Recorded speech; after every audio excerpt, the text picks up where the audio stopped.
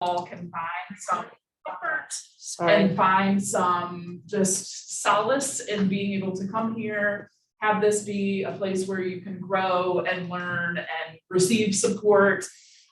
So yeah, we just hope that you guys have the best year, and we're really looking forward to growing with you all.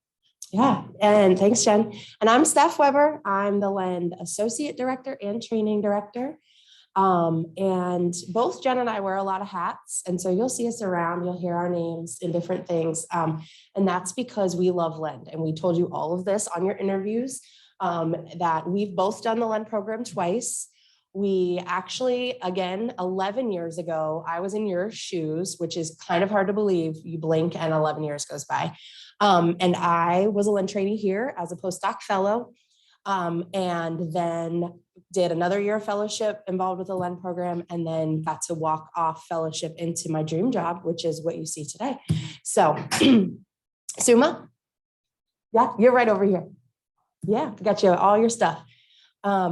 So we're, again, like Jen said, we can't emphasize our excitement. We're really, really pumped to have everybody back in person for as much as possible. And we're going to go through a bunch of things today, and it's going to feel really overwhelming at times, but just know that we're here. We're really easy to talk to. Ask any questions you want. We're going to try to end around 4 o'clock today so that we have 4 to 5 or later if needed to answer any questions, help problem solve any computer things, that kind of stuff.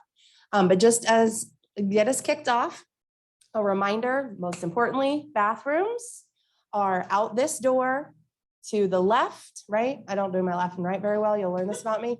To the left, past the elevators, then take a right, and it's halfway down the hall. So you have the bathrooms there on this floor. They're the same on every level of this building. You do have to have a badge to get into the 6th floor. That doesn't mean you can't get to the 6th floor if you haven't got your badge yet. It just means that you have to be escorted by somebody with a badge. No big deal. The next thing that I wanted to mention was the cafe. Again, that is on the 1st floor of the building. Go all the way down, left off the elevators, right. You kind of can't miss it. Robert is our amazing cafe extraordinaire. He's been here forever and he is lovely. So there's hot food, cold food, Starbucks coffees. There's drinks in a refrigeration. So don't hesitate at any time if you need to get up, move your body. We do have built-in breaks about every hour. And so just make sure that you get your needs met. Take your bio breaks as you need them, but we do have some built in. Just a reminder that back where Jay, we didn't get a chance to introduce Jay yet, but you guys have, there she is at our extras, all the extra materials table. Jay has been our awesome admin who's helped get you all badged, to get you all the materials. So we're going to introduce everybody in a little bit, but that table is there for you. Take whatever you need throughout the day. And then we'll go through the orientation agenda, then go through what's in your bags, and then we'll get started. Okay, so we've done a little bit of welcome and introductions. We're gonna have you guys all get together and do a team building activity. Then we have Jen and our USAID director, Ilka Riddle, going to talk about what is Lend and what is USAID and what are these acronyms and this alphabet soup. Then we're going to give an overview, and you probably maybe have heard it because you heard it in the interviews about the courses and the projects that you'll have going on this year. Then we'll take a break from 12 to 1 for lunch. And during that time, we can kind of show you where the cafe is, where the Lend lounge is, those kinds of things. Then we'll come back after lunch at 1, and we're going to talk about just kind of our policies and procedures booklet that you have in front of you, as well as our curriculum guide. And that will all kind of be something you follow throughout the rest of the afternoon and into Thursday. We'll take another break, and then basically the chunk between 2 and 3 is a wide array of the leadership projects you'll be doing this year. So anything in pink is leadership. Anything in teal is interdisciplinary training team. So that's how we're going to end the day, is talking about ITT, that final course, as well as getting you guys all an idea of how to get into Canvas, and then give you some time, again, meeting with some peers, and then answering any questions. So that's today. And then you'll have these, we printed those for you. Unfortunately, they're not in color, but that's okay. You have it in your email in color, and then Thursday you'll come in. We'll start again at 10. We'll do some peer networking. We'll answer any questions. We're going to spend a lot more time on Canvas because we find that Canvas can be a beast for some people. It's really easy for others, and that's okay. And then we'll talk about core and seminar and evidence-based methods, or SEBM, on Thursday afternoon. So any questions about bio breaks, bathroom, cafe, the schedule? Okay, Jen, do you want to go through what's in our bags? Yes. Oh, they're goodies. In our bags. Swag. We feel like Oprah. Yeah. You get a bag, you get a bag. Everybody gets a bag. So inside of your bags, there should be a couple of different books. And those books will kind of make sense as we go throughout the year, because they'll be used for different sessions throughout the year in various parts of our curriculum. So everybody should have, and Maggie, if you don't mind, I'm going to use this. So everyone should have a True North field book. So this is the paperback book, and then you should have a True North hardback book, and then a strengths-based leadership book, and a Crucial Conversations, and then a Dare to Lead by Brene Brown. Okay, so everybody should have that. Also in your bag, you should have the Sweet Lend Purvis tumbler, as well as a Lend pen and like a little notepad, as well as a Lend mask. So if you are missing any of those items, let us know and we will make sure to get things to you. And then we also have— There's a little notepad in there too. We're still waiting on your notebooks to arrive, and you'll get cool notebooks. But we needed to put in a last minute order for those. Yeah, we also have a 10-year birthday present for each of you. So I don't know, any Ted Lasso fans? Okay, A few. so everybody gets a little Believe sticker that you can do as you wish with it. If you haven't heard of Ted Lasso or haven't watched it, you will. You'll hear about it a lot. I will be referring to Ted Lasso quite a bit, but this is a very big kind of theme of that show, is that we believe in Lend, and so we just wanted to welcome you all. We're going to have an awesome year, and we're just really thrilled that you guys are here. So we'll pass these out.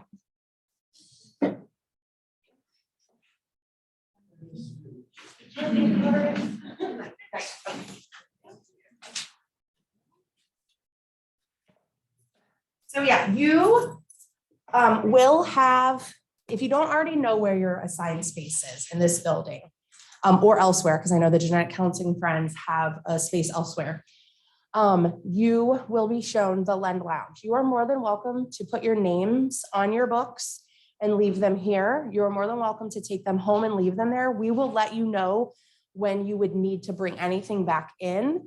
The only thing that really, there's the only three that you would need to potentially bring back in are the True North field book and the Dare to Lead book. Everything else is kind of yours for your professional library.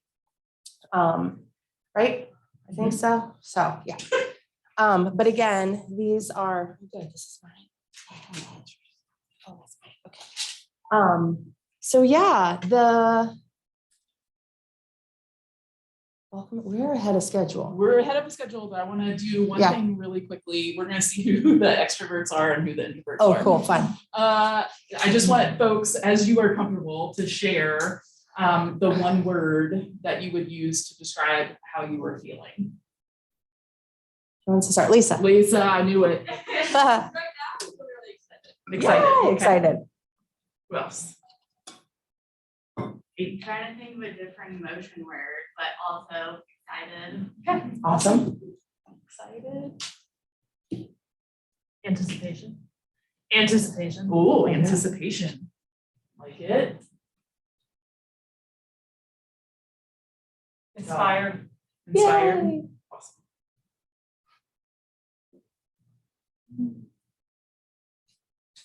Eager.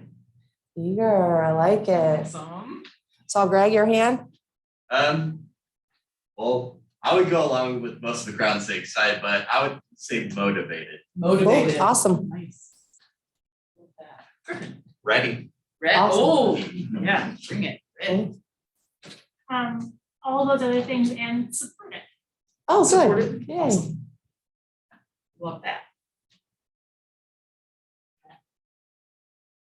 It really wasn't a test to see who was extroverted. You'll start to see, You could probably pick up extrovert, introvert, right? So- Which is not a bad thing. We No, are the we are dynamic all duo, loved here. yin and yang over here. That's You'll get right. to know that very well, that everybody is a leader. And it'll like before your eyes, you're gonna be like, oh my gosh, we're at Len graduation and they're talking about how everybody can be a leader. And they said that on orientation day. Yeah, because the year flies by. And yeah, I hope that, as Amy said, she's feeling supported. I hope you all continue to feel supported throughout the year. Because that is what our job is to make you guys be the best clinicians, researchers, advocates that you can possibly be. And we take a lot of pride in this program.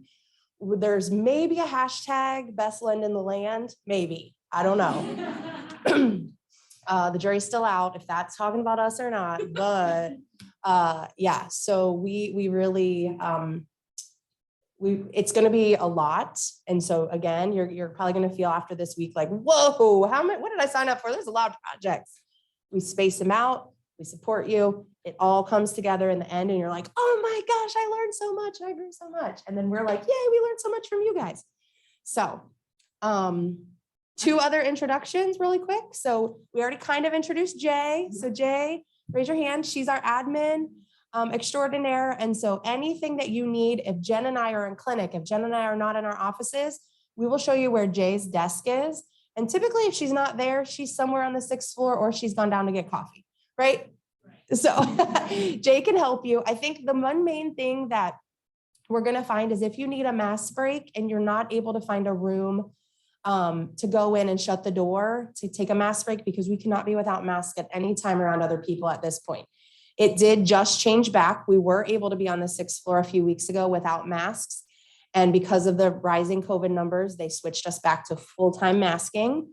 My guess is that throughout the year, it's going to wax and wane. Yeah, Right? that's something that I think is important for us Yeah. to mention. That's actually why we didn't put any COVID information into print, because it changes so frequently. It'll change tomorrow. So we will just be keeping you all updated on any of the policies that change, because they will change. So yeah, we'll just keep you Yeah. updated. So wear your mask at all times unless you are in a room by yourself. Okay, that's kind of where we are right now. If you need a mask break though, Jay can help us find a huddle room, an open office, something like that for you to take a mask break. And obviously with a lot of other lens stuff. Computer's not working, printer's not working, Jay's your gal. All right, and then we have Elizabeth in the back. And so this is Elizabeth Trenkamp, and she is our new family discipline coordinator or family faculty, as we'll call her at times. Elizabeth, you want to tell them a little bit about yourself? Yes, I kind of dual role. I have 2 girls, my youngest one, 23, who connects me to children. She has intellectual disabilities, speech apraxia. And then I also went through, I'm a 2014 proudly a grad of the LEND program. And after that graduation, I returned to Children's to develop out a family navigation program with Steph and Jen and another group of people. And so then did a research project that moved into just having navigation in the division. I've done that for approximately 7 years. And so I'm adding into that this new role of family discipline coordinator. So I'm really excited to get to share with you all and watch you grow and support the family specialist trainings. Thank you, Elizabeth. We're so excited. Elizabeth's on our team this year. But you'll see later too that we grow and keep our own. We like to keep LEND friends close by. Yeah, so spatial skills are not my strength. So I'm gonna let Jen organize you all for the team building activity that we're about to do.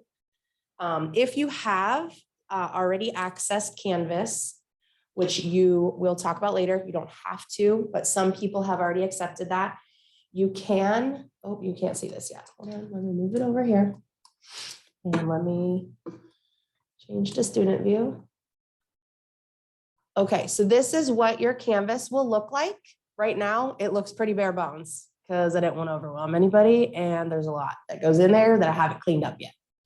So you have your home page on Canvas, and it'll say welcome. And it'll have these little buttons, Canvas help. This will take you to the orientation.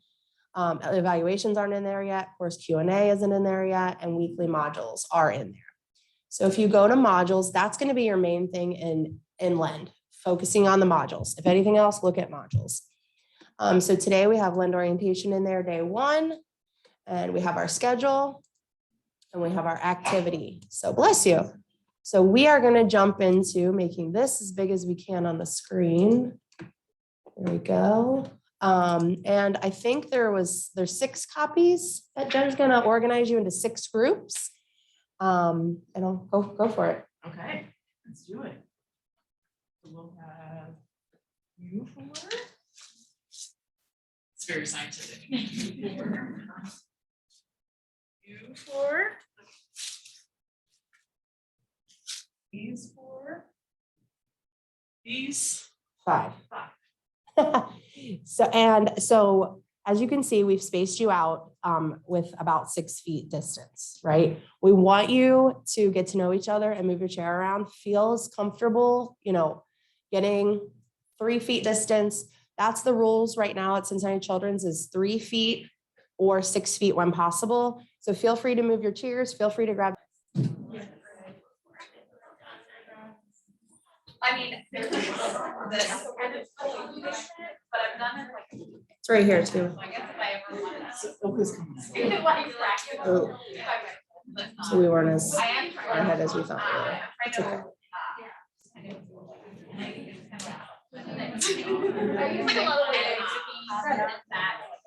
Just gonna skip around. Just gonna skip around. I know. All right.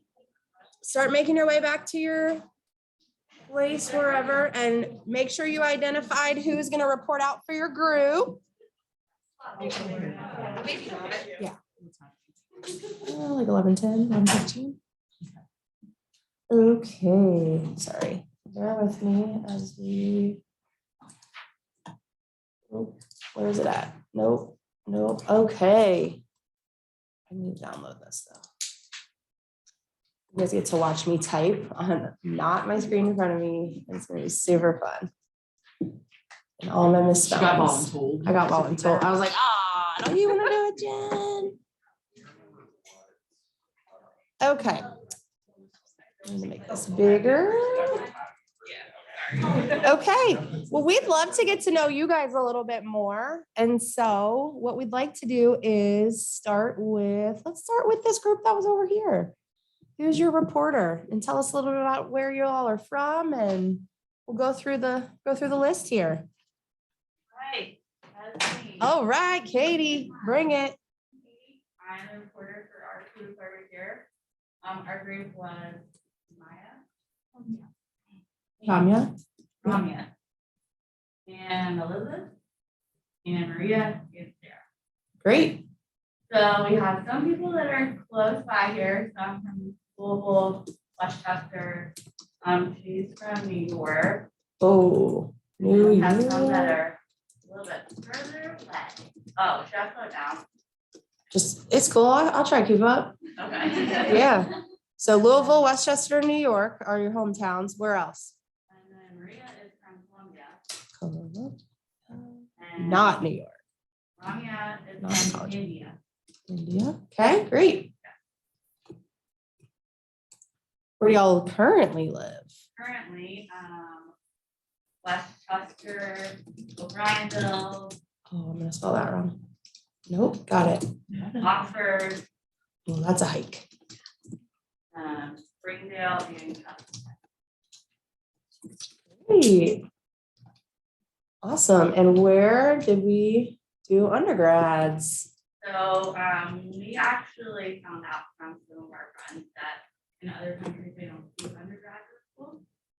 So Maria went from high school to med school in Columbia. Nice. And it's longer. Yeah. And then, she went into dental school.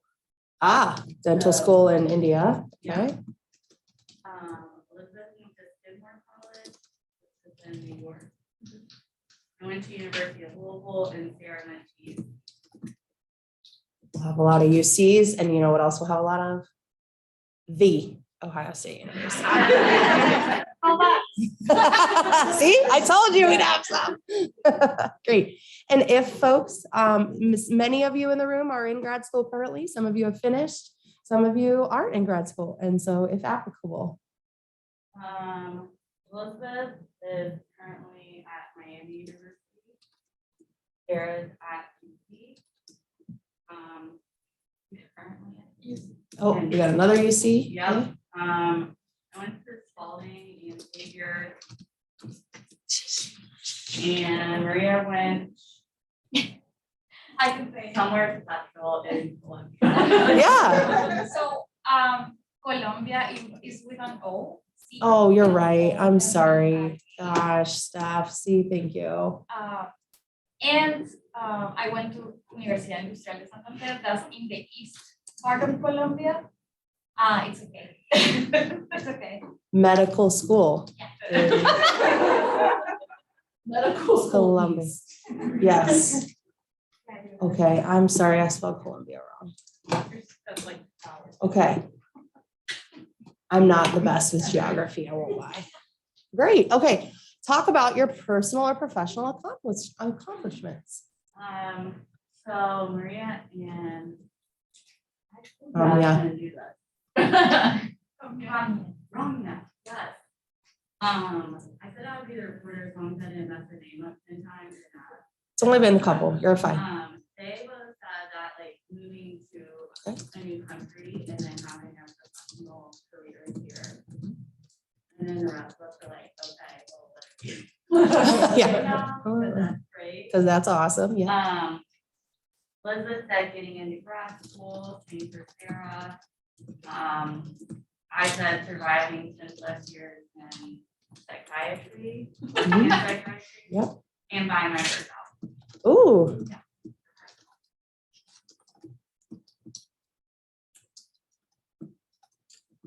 Those are awesome, awesome. I put an exclamation point behind your whole group because those are all awesome. How about your favorite hobbies, special talent, hidden talent? A lot of it's like cooking Ooh, okay, I like eating. and music. Well, that's like dancing. Oh, Let's see. there's salsa on the square. Have you guys heard of salsa on the square? It's on Fountain Square. It's something fun. Usually, Like Thursday. evening? Thursdays, I want to say. Yeah, most Thursdays when the weather's nice. Yeah. Reading, watching sitcoms, Mhm. dinner with friends. Dinner with friends. I like all those things, so we're all gonna get along. Great. Thank you. And thank you, Katie, for being the reporter for the group. Awesome, awesome. How about the other group in the back? All right, I'm Caitlin, the reporter for my group, and then we got Lisa, Maddie, and Kavya. Great. All right, our hometown. So Lisa is from Huron, Ohio, near like Cedar Point.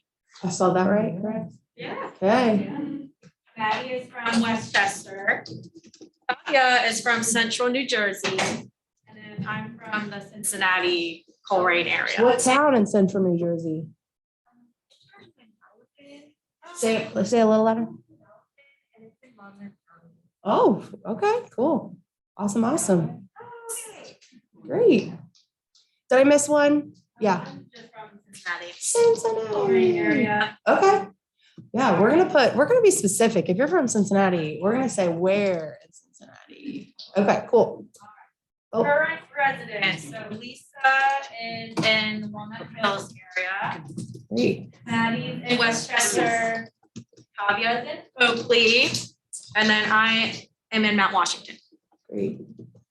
My favorite was the year that we found out that somebody in our Lund class lives 3 houses down from Jen. Literally. We were like, oh my gosh, you'll Now I see see Jen her like all the every day. time. Yeah. It was awesome. Cool. All right. Undergrad, if Undergrad, we all went somewhere different, Lisa, and I had to add the. oh, we're just gonna put the. Yeah. We all know. If you're from Ohio, it's like, if you're not from Ohio, you will quickly learn that people will correct you if you don't say the before Ohio State. I'm a little more humble. I just said Ohio State. Yeah. Born and raised in Cincinnati. When did the become part of Ohio State? Recently, That honestly. was not always. No, they officially trademarked it. I just think like within the last few years. Yeah, It happened within the last few months. few months. Well, it's been Like officially, official. Yeah. Yeah. Uh-huh. Yeah. Oh, yeah. Uh-huh. It's relatively new. Yeah. Maddie went to OU. Kavya went to University of Georgia.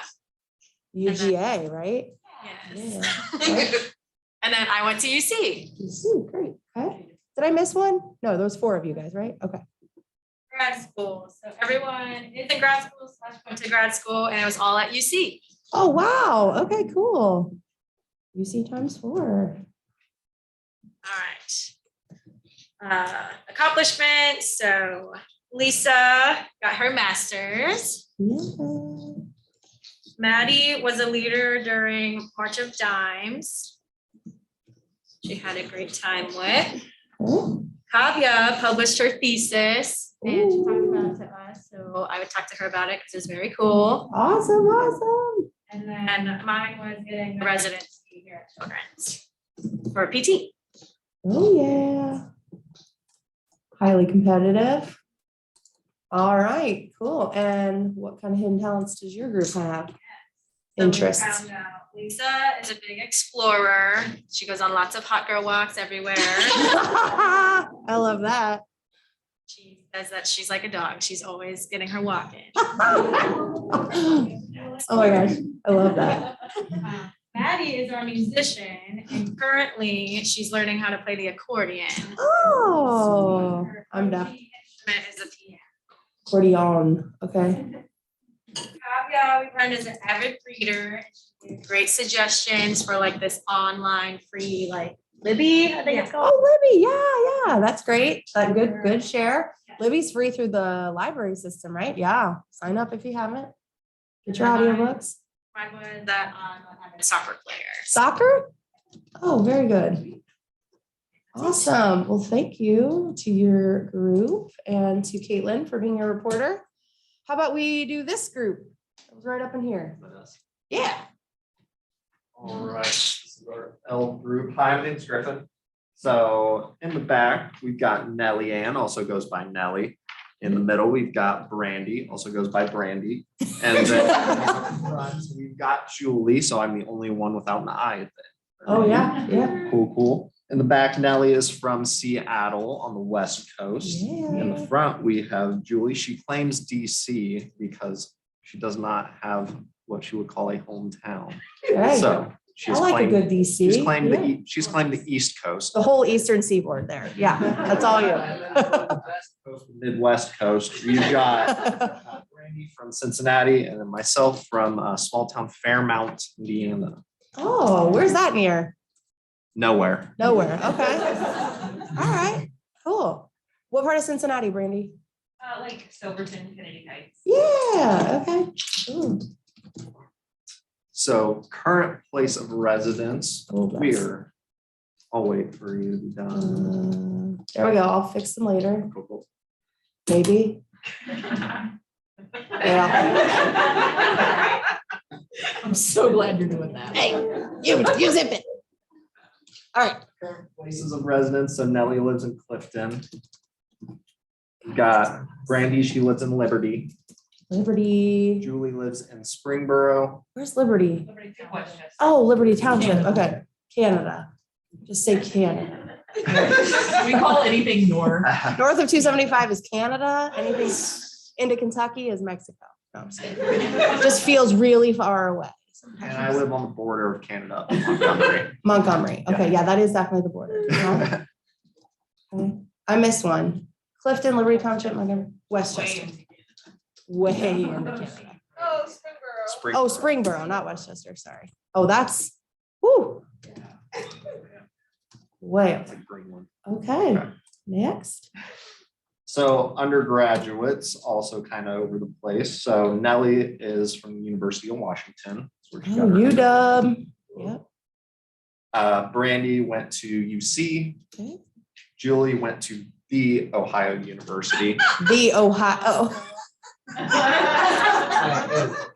Yeah, the Ohio University. Howard University. Oh, Howard. Okay. That's why you claim DC. Yeah, yeah, yeah. Okay. All right. All right, and then moving on to grad school. So Nellie and Julie and Brandy all went to UC. Oh, wow. Okay. Times 3. Okay. And then I went to Purdue again. Purdue for all of it. Okay. Oh, West Lafayette. West Lafayette, love it. Personal, professional accomplishments. So Nellie had never been to the Midwest coast, which is the best coast. So just moving here was a big accomplishment for her. Okay. Great. Julie has learned how to meditate recently. Oh, Which has done wonders. so yes, such a hard task. Yes. Brandy finished her master's of social work with a 2-year-old. Oh my word, that's a feat. And then I have cycled across the country. Cycled like bicycled. Yes. Oh, Yes. that is awesome, guys. You guys are all have such cool experiences. And how about your hobbies? Hobbies. So Nellie likes to swim in lakes and oceans, not necessarily in pools. Okay. Fair. He was listening very closely. Brandy likes to travel and is recently getting her daughter into traveling with her. Fun. Let's see, Julie likes to dance and listen to lots of audiobooks. Oh, yeah, great. And then I am a golfer.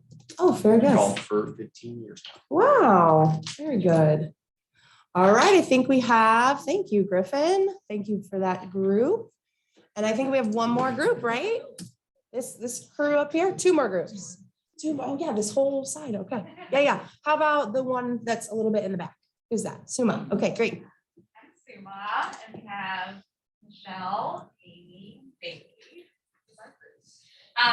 So starting with hometowns, Michelle is from Piscataway, New Jersey. Ooh, I'm gonna need a spelling on that. Phonetic. Piscataway.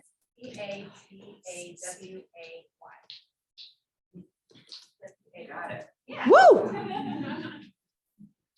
that's New Jersey, right? Yeah. Amy is from Menor. MENTOR. Yeah. Yep. Bailey's from Raleigh, North Carolina. RAI. Nope. EIGH. EIGH. Okay, thank you. Yes. And I'm from Bowling Green, Ohio. Green. Great. Not to be confused with Bowling Green, Kentucky. Yes. Yes. Not to Yep. be Yep. Not to be confused. Current resident, so I live in Mount Auburn. Oh, cool. Michelle is in Mason. Bailey is in Corryville and Amy is in Norwood. Did I spell Corryville right? Is it EY? Norwood. It's not EY? I don't think so either. I just never know. Oh, here we go. Okay. Awesome. Undergrad, so Michelle went to Miami University. Okay. I went to University of Toledo. Oh, just put Toledo, the old Toledo. What's your mascot? Rockets. That's right. Yeah. Okay. Amy went to the Ohio The- Okay. And Bailey went to University of North Carolina. All right. Awesome, awesome. And how about- Graduate school, Michelle went to University of Cincinnati Okay. for social work. I went to Ohio University for med school. Okay. And Bailey is here at University of Cincinnati. Oh, okay. And Amy has done 2 further degrees, Xavier in education, and she's at Miami for her psychology. Awesome. What are your fun accomplishments? Some of these are kind of deep. So We like deep, we like surface, we like it all. We like it all. Mine's not super deep. Mine was graduating medical school. Yeah, that's amazing. Michelle's was being a present and committed mom to 2 boys. Oh, yes. Bailey's was working for Carolina for Kids, a nonprofit organization. Amy's is advocating for clients in community mental health. Oh, good. Yeah, that's hard. That is hard work. Oop. There. Awesome. Great, guys. What we got next for our hidden Hobbies talents? and talent. So Michelle's really good at music trivia. Oh, She likes to work out and hike. 70s and 80s music trivia. I'm looking for like 90s and 2000s for a team. oh, very good. Okay. All right. Awesome. Yeah, we got to round out, get all the genres, all the decades. Bailey also likes hiking. Okay. I like working out, Orange Theory, dancing. Oh, Orange Theory is so hard. I don't know why I'm even saying that. I've never tried it. It scares me. It's hard. It has to be. Yeah, it's hard to watch through the window. Baking. Okay, well, I'm really good at, again, good at eating. Sorry, did I miss one, Suma? Working out at Orange Theory? We had hiking twice. Hiking a bunch of times. Yeah, y'all are good hikers, but bake afterwards and get the sweet treats. All right, last group. Thank you, Suma, for reporting out for your team. Okay. Yeah, Maggie is gonna report out. So my group was me, I'm Maggie, Sam, Dottie, and Greg. Great. For hometowns, Greg is from Mason, Jottie is from Cincinnati, specifically Anderson. Grew up in Mount Lookout. Mount Okay. Lookout. And Sam is from Florida, Crystal River. Florida. Bristol River. And Where's I- that near? Nowhere. Ah, again, with where Griffin's from in Indiana. All right. And I'm from small town Ohio, Granville. Granville, yeah, home of Denison. Yeah, Oh, yeah. half our population. Yep. Currently, I live in Oxford. Greg lives in Mason. Jottie lives in Anderson, yeah. And Sam lives in Norwood. Great. Undergraduate, Greg went to Sinclair. Awesome. Jottie went to Winnipeg. Winnipeg. Oh, I think I know how to spell this. Q-U. Q-U. Boom. Yeah. And Sam went to Florida State, FSU Seminoles. and I went to Butler. Bulldogs. All right. And Cool. for graduate school, Sam graduated from University of St. Augustine in Florida. And I go to Miami. Awesome. Great. And personal and professional. Personal professional is Greg won the Yes I Can Extracurricular Award. Oh, If you cool. want to elaborate on that, you can ask him for more specifics because it was really cool. Dottie, she has 3 kids and advocating for all her kids.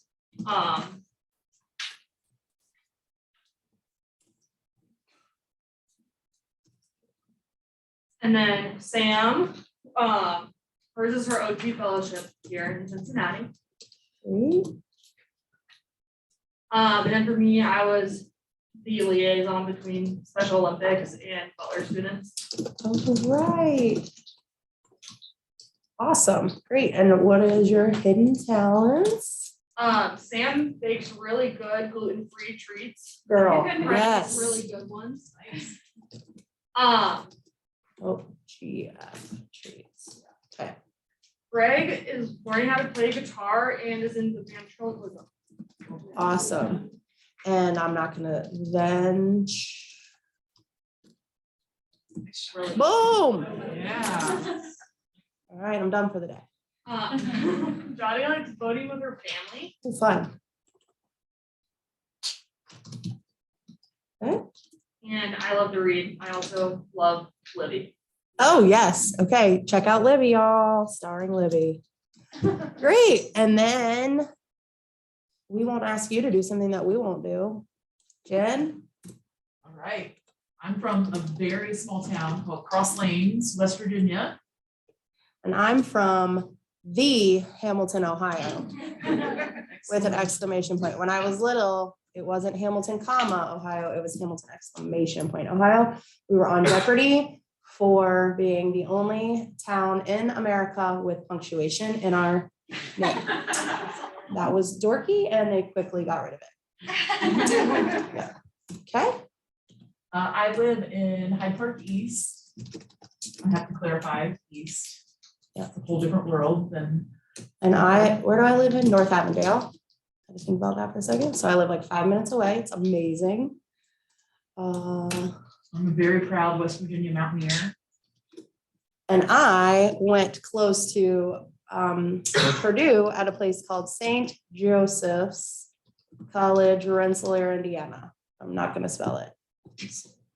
Forget how, after all those years. Xavier.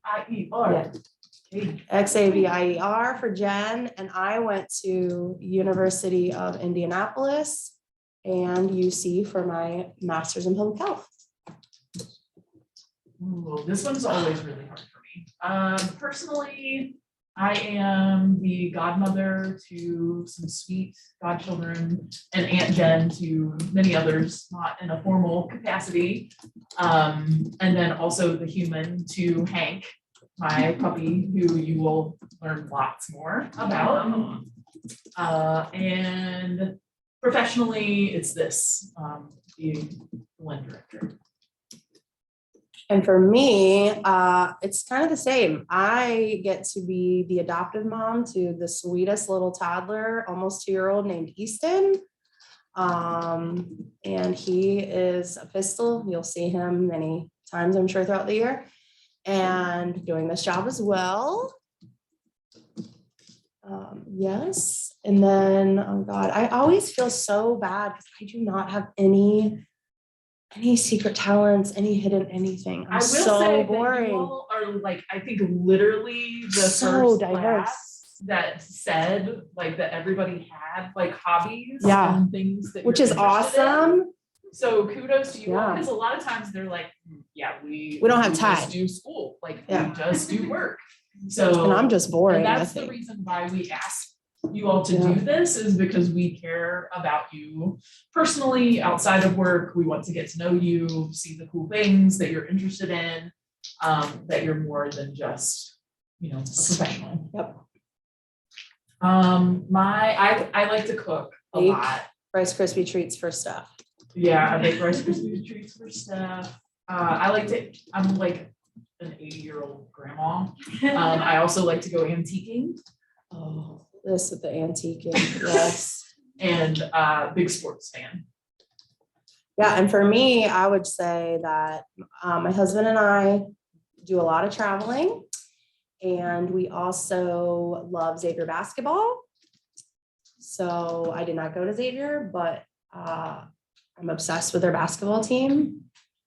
So college basketball is my thing. If you want to talk to me about it, I will gladly talk to you about it. Hence why I know all of these random schools all over the place, their mascots.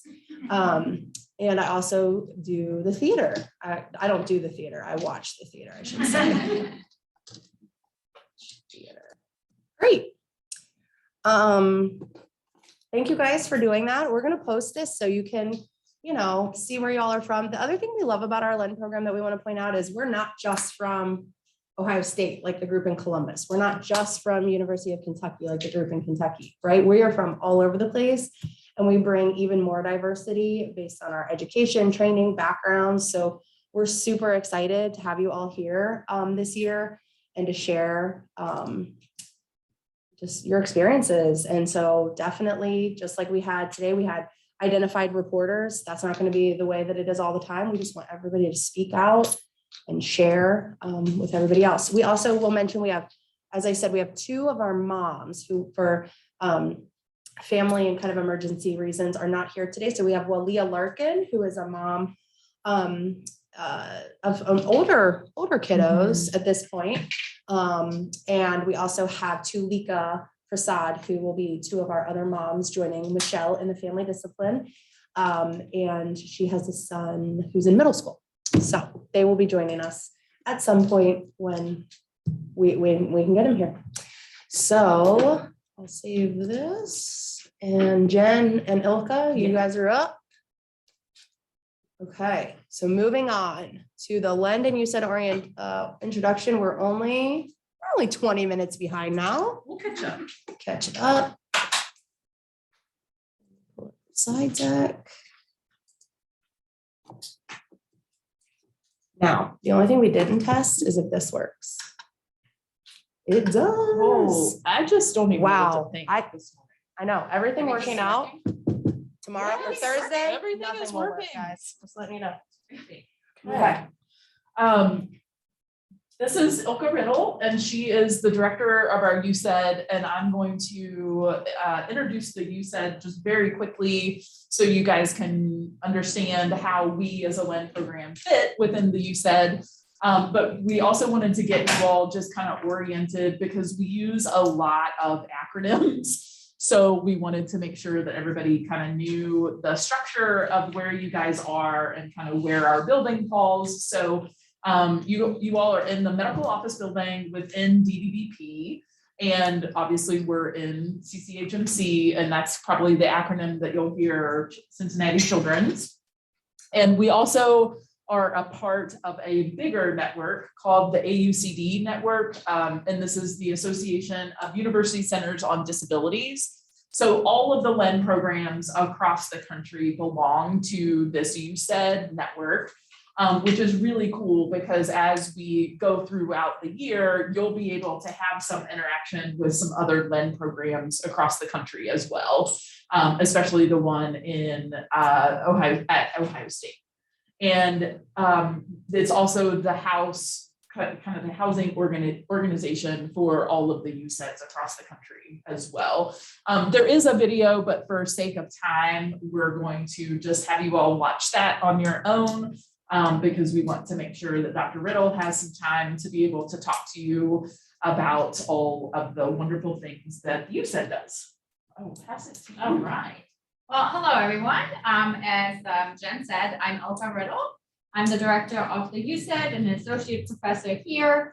You are in excellent hands with like Jen and staff. You're going to have an amazing year. And I know that a lot of times, I think the early feedback is like, oh, it feels like pretty overwhelming with all the things, but you will have one of the best years in your careers. I'm telling you, it's going to be great. So Steph and Jen are amazing and have been doing this and have a fantastic routine. So a little bit about myself. I'm originally from Germany, in case you're detecting a little bit of an accent, but I have been living here for many, many years. My husband, Robert, he's American, and we have 2 kiddos. That's a little bit of background about me. And now I want to tell you a little bit about our University Center for Excellence in Developmental Disabilities. All right. So I don't know if you recognize, Michael Fisher. He used to be the CEO of Cincinnati Children's. He was here a couple of years ago. So we took a little group picture, but now the new CEO of Cincinnati Children's is Steve Davis. So just that you guys know, but this was a photo a couple of years ago with Michael Fisher. All right. So a little bit about the USAID program. So there are 67 USAID programs across the country. Each state has at least one USED, but there are a couple of states who have 2 or even 3 USEDs. So it's really nice because it's a network across the country, right? And we have different strengths and we have different projects and we can all connect with one another to get the expertise that we need across the whole developmental disabilities field. We receive funding from the federal government. The Administration for Community Living, ACL, is our funding agency. And we are actually funded under the Developmental Disabilities Act. So there's actually this act in statute that kind of like outlines what USEDs are supposed to be doing, as well as, and I will talk about those in a little bit, as well as developmental disabilities councils in states, as well as the protection and advocacy systems. So we kind of have a little bit of like marching orders through the DD Act. And then the funding comes from the Administration for Community Living. So we get core, it's called core funding. That means we get funding to run our center, but any type of projects or any type of community work we want to do, we have to find our own funding. So we have to write grants, we have to work with state agencies to see if we can get contracts so that we can do our work. So currently we have like 22 full and part-time staff members. And then of course the LEND program has its own faculty in addition to that. Our USED has 2 areas of emphasis. One is health, which makes sense because we sit within a children's hospital, and we also partner with the University of Cincinnati Health Center.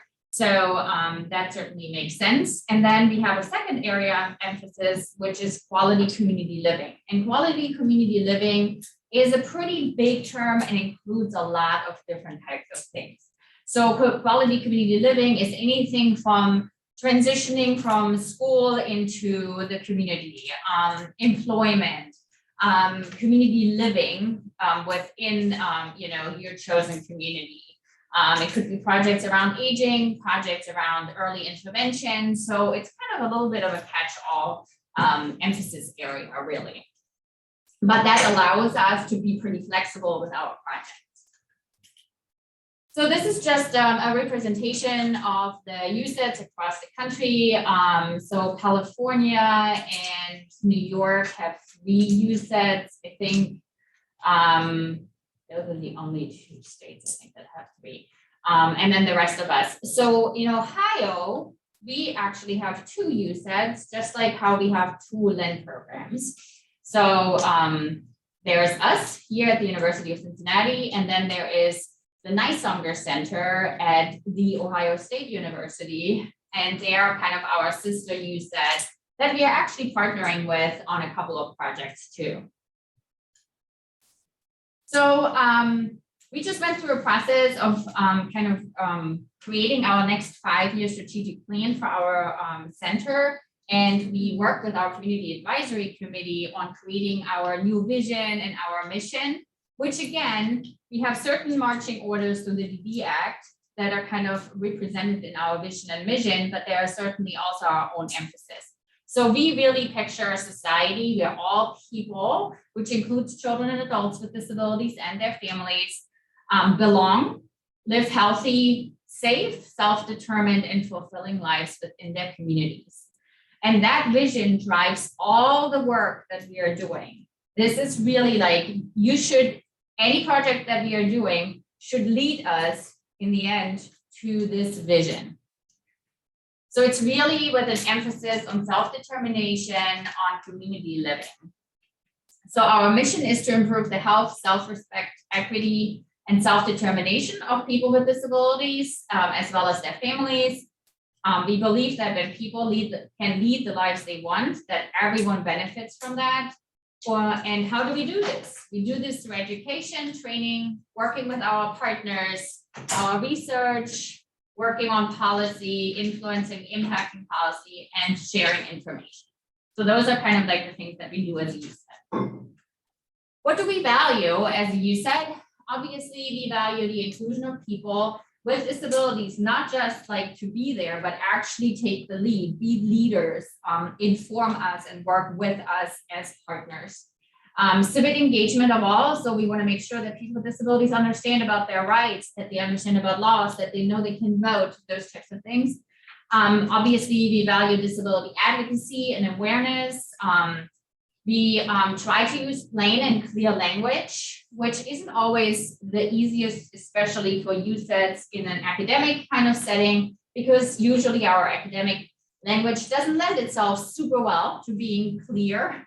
And so sometimes we really try to translate kind of research finding into a language that is much easier to understand for not just people with disabilities, the general public, for like, you know, truly.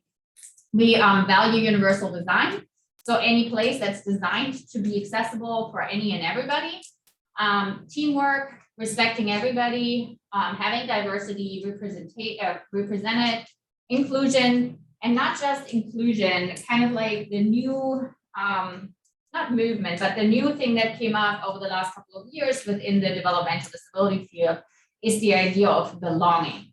Because people can be included in community activities that are not disability specific and still not belong, because they still are not like part of that group truly, or people, you know, really truly making them welcome in a way that they feel they belong there.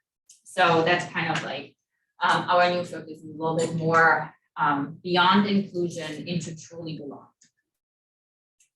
And we also developed an inclusion statement. So we are committed to inclusion and respect for all people with disabilities, all family members, caregivers, community members, our trainees, that includes you guys, staff and faculty in and beyond our programs.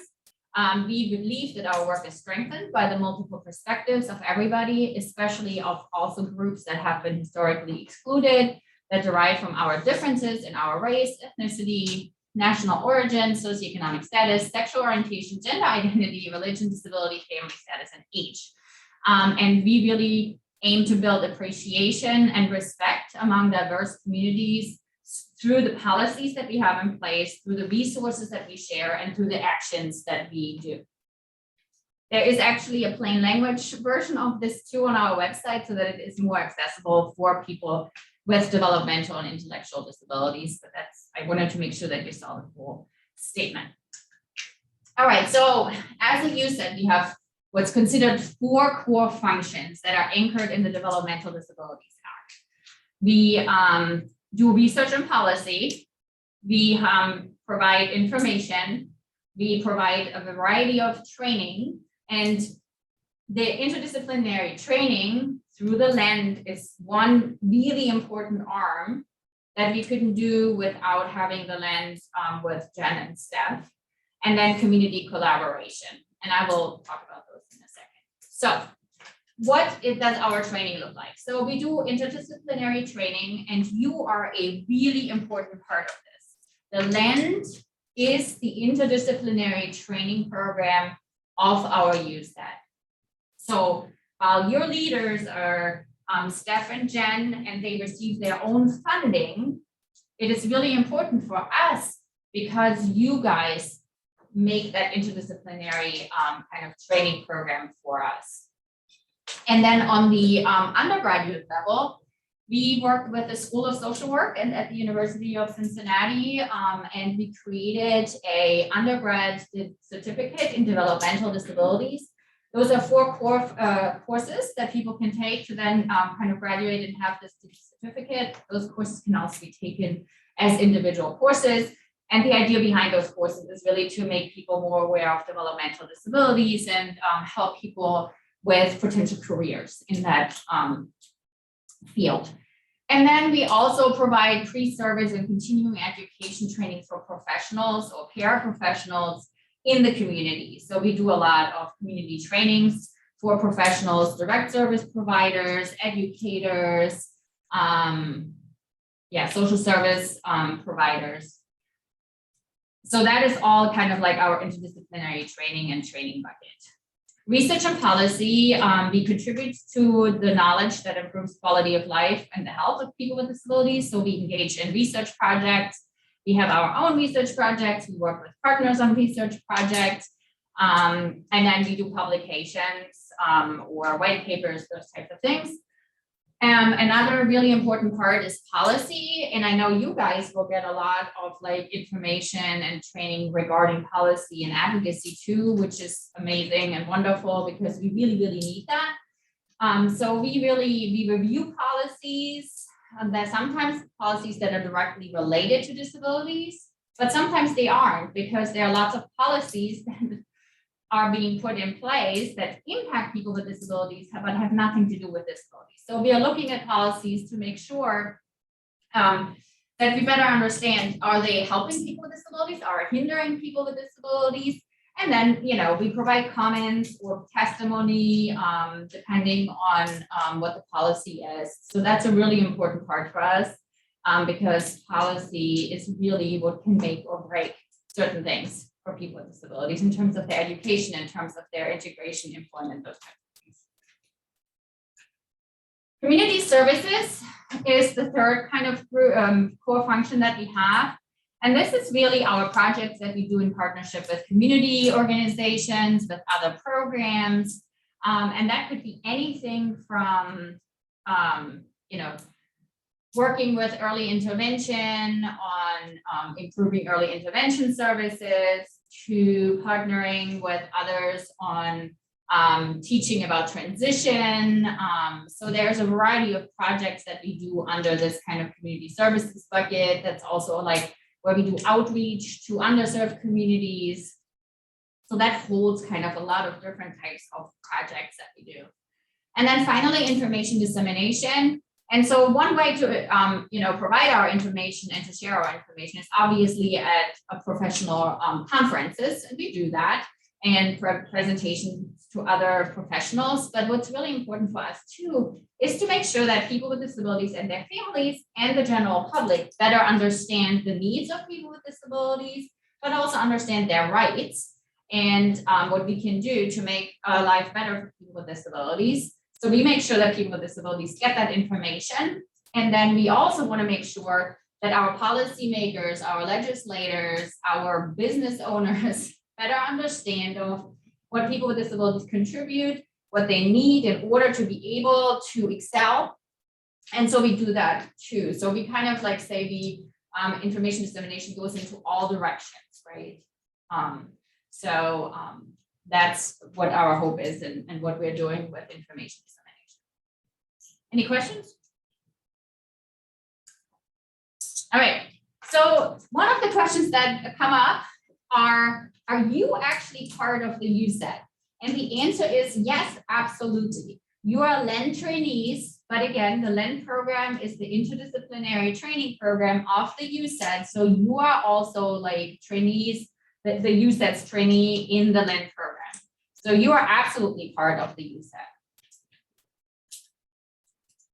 So this is me. I'm really interested in healthcare access, health equity. I do a lot of work around transition and family support, as well as early intervention. So I'm a little bit all over the place, really.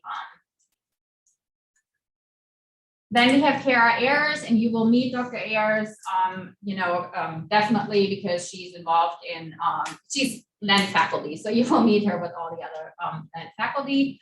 Kara is interested in policy, also health equity. She does a lot of work around parenting with a disability and then disability culture and identity. So this is just our USET staff who help us or who run their own programs, who are coordinators of different initiatives that we have. And then we have different specific programs. One is called Ohio Family to Family Health Information Center. So this one is a resource for families that might struggle with navigating the healthcare system and navigating things like Medicaid or insurance or getting the services they need. So our F2F staff, they actually help families with navigating these systems, and they also work with the systems to make the systems better. Trying to, anyway. And then relatively new, we have the Ohio Parent to Parent or Peer-to-Peer program. This is Jenna Wells, she's our coordinator. Jenna also was a LEN student 2 years ago. Yep. And so she works with us, and what we do with Ohio Parent to Parent or peer-to-peer is we train parents as support parents for other parents who are seeking support, so we can match parents who have a certain expertise, certain knowledge with families who are seeking that knowledge. So that could be anything from, a parent calls us and says like, my child got newly diagnosed with autism, I have no idea what to do. Can I talk to somebody who has a kid who is older to just kind of get a better feel for what life is gonna be like, and and then we can match them. And she also does a lot of community outreach for us. And then we have the child find specialist. So Catherine Rice is our child find specialist, and that is the person here within the hospital who actually does the referrals to early intervention. So any providers within Cincinnati Children's can connect with Catherine and can say like, I have a family that I think should be referred to early intervention, and that Catherine will take care of that and will refer the family. And she will also follow up with families who are not making use of that referral, which we often encounter. So she follows up with families. I think I mentioned before that we have a community advisory committee, and that's really important for us too. So the community advisory committee consists of people from the community. So there are parents, caregivers, there are individuals with disabilities, there are service providers. And that group advises us and guides us and makes sure that we actually do the job we're supposed to be doing, as you said.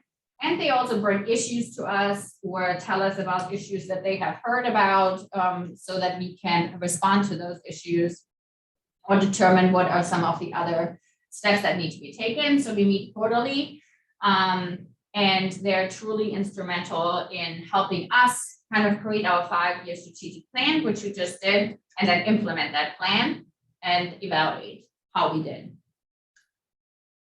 And then we have, like all states, every single state has this setup. They have to have at least one USAT, they have at least, and they have a DD council, and they have a protection and advocacy system. So we are all funded through ACL, and we all are part of this Developmental Disabilities Act. Each of us is written into this act and kind of have an outline for what we need to do.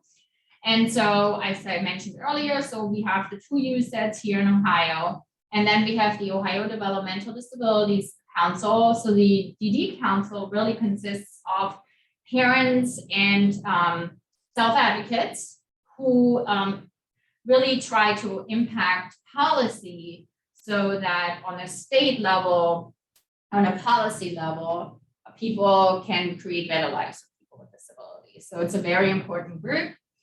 And then we have Disability Rights Ohio, which is our protection and advocacy system. And they are really charged on the much broader state level to look at the rights of people with disabilities violated in any type of way, or are they implemented in the right way? So they may do investigations of group homes if there have been complaints about the group homes, or they may sue the Department of Education if they don't provide if a school doesn't provide the services they're supposed to be provided.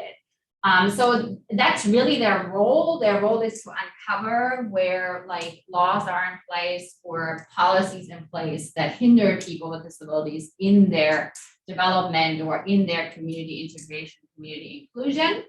And so all of these are great partners for us and that we work with.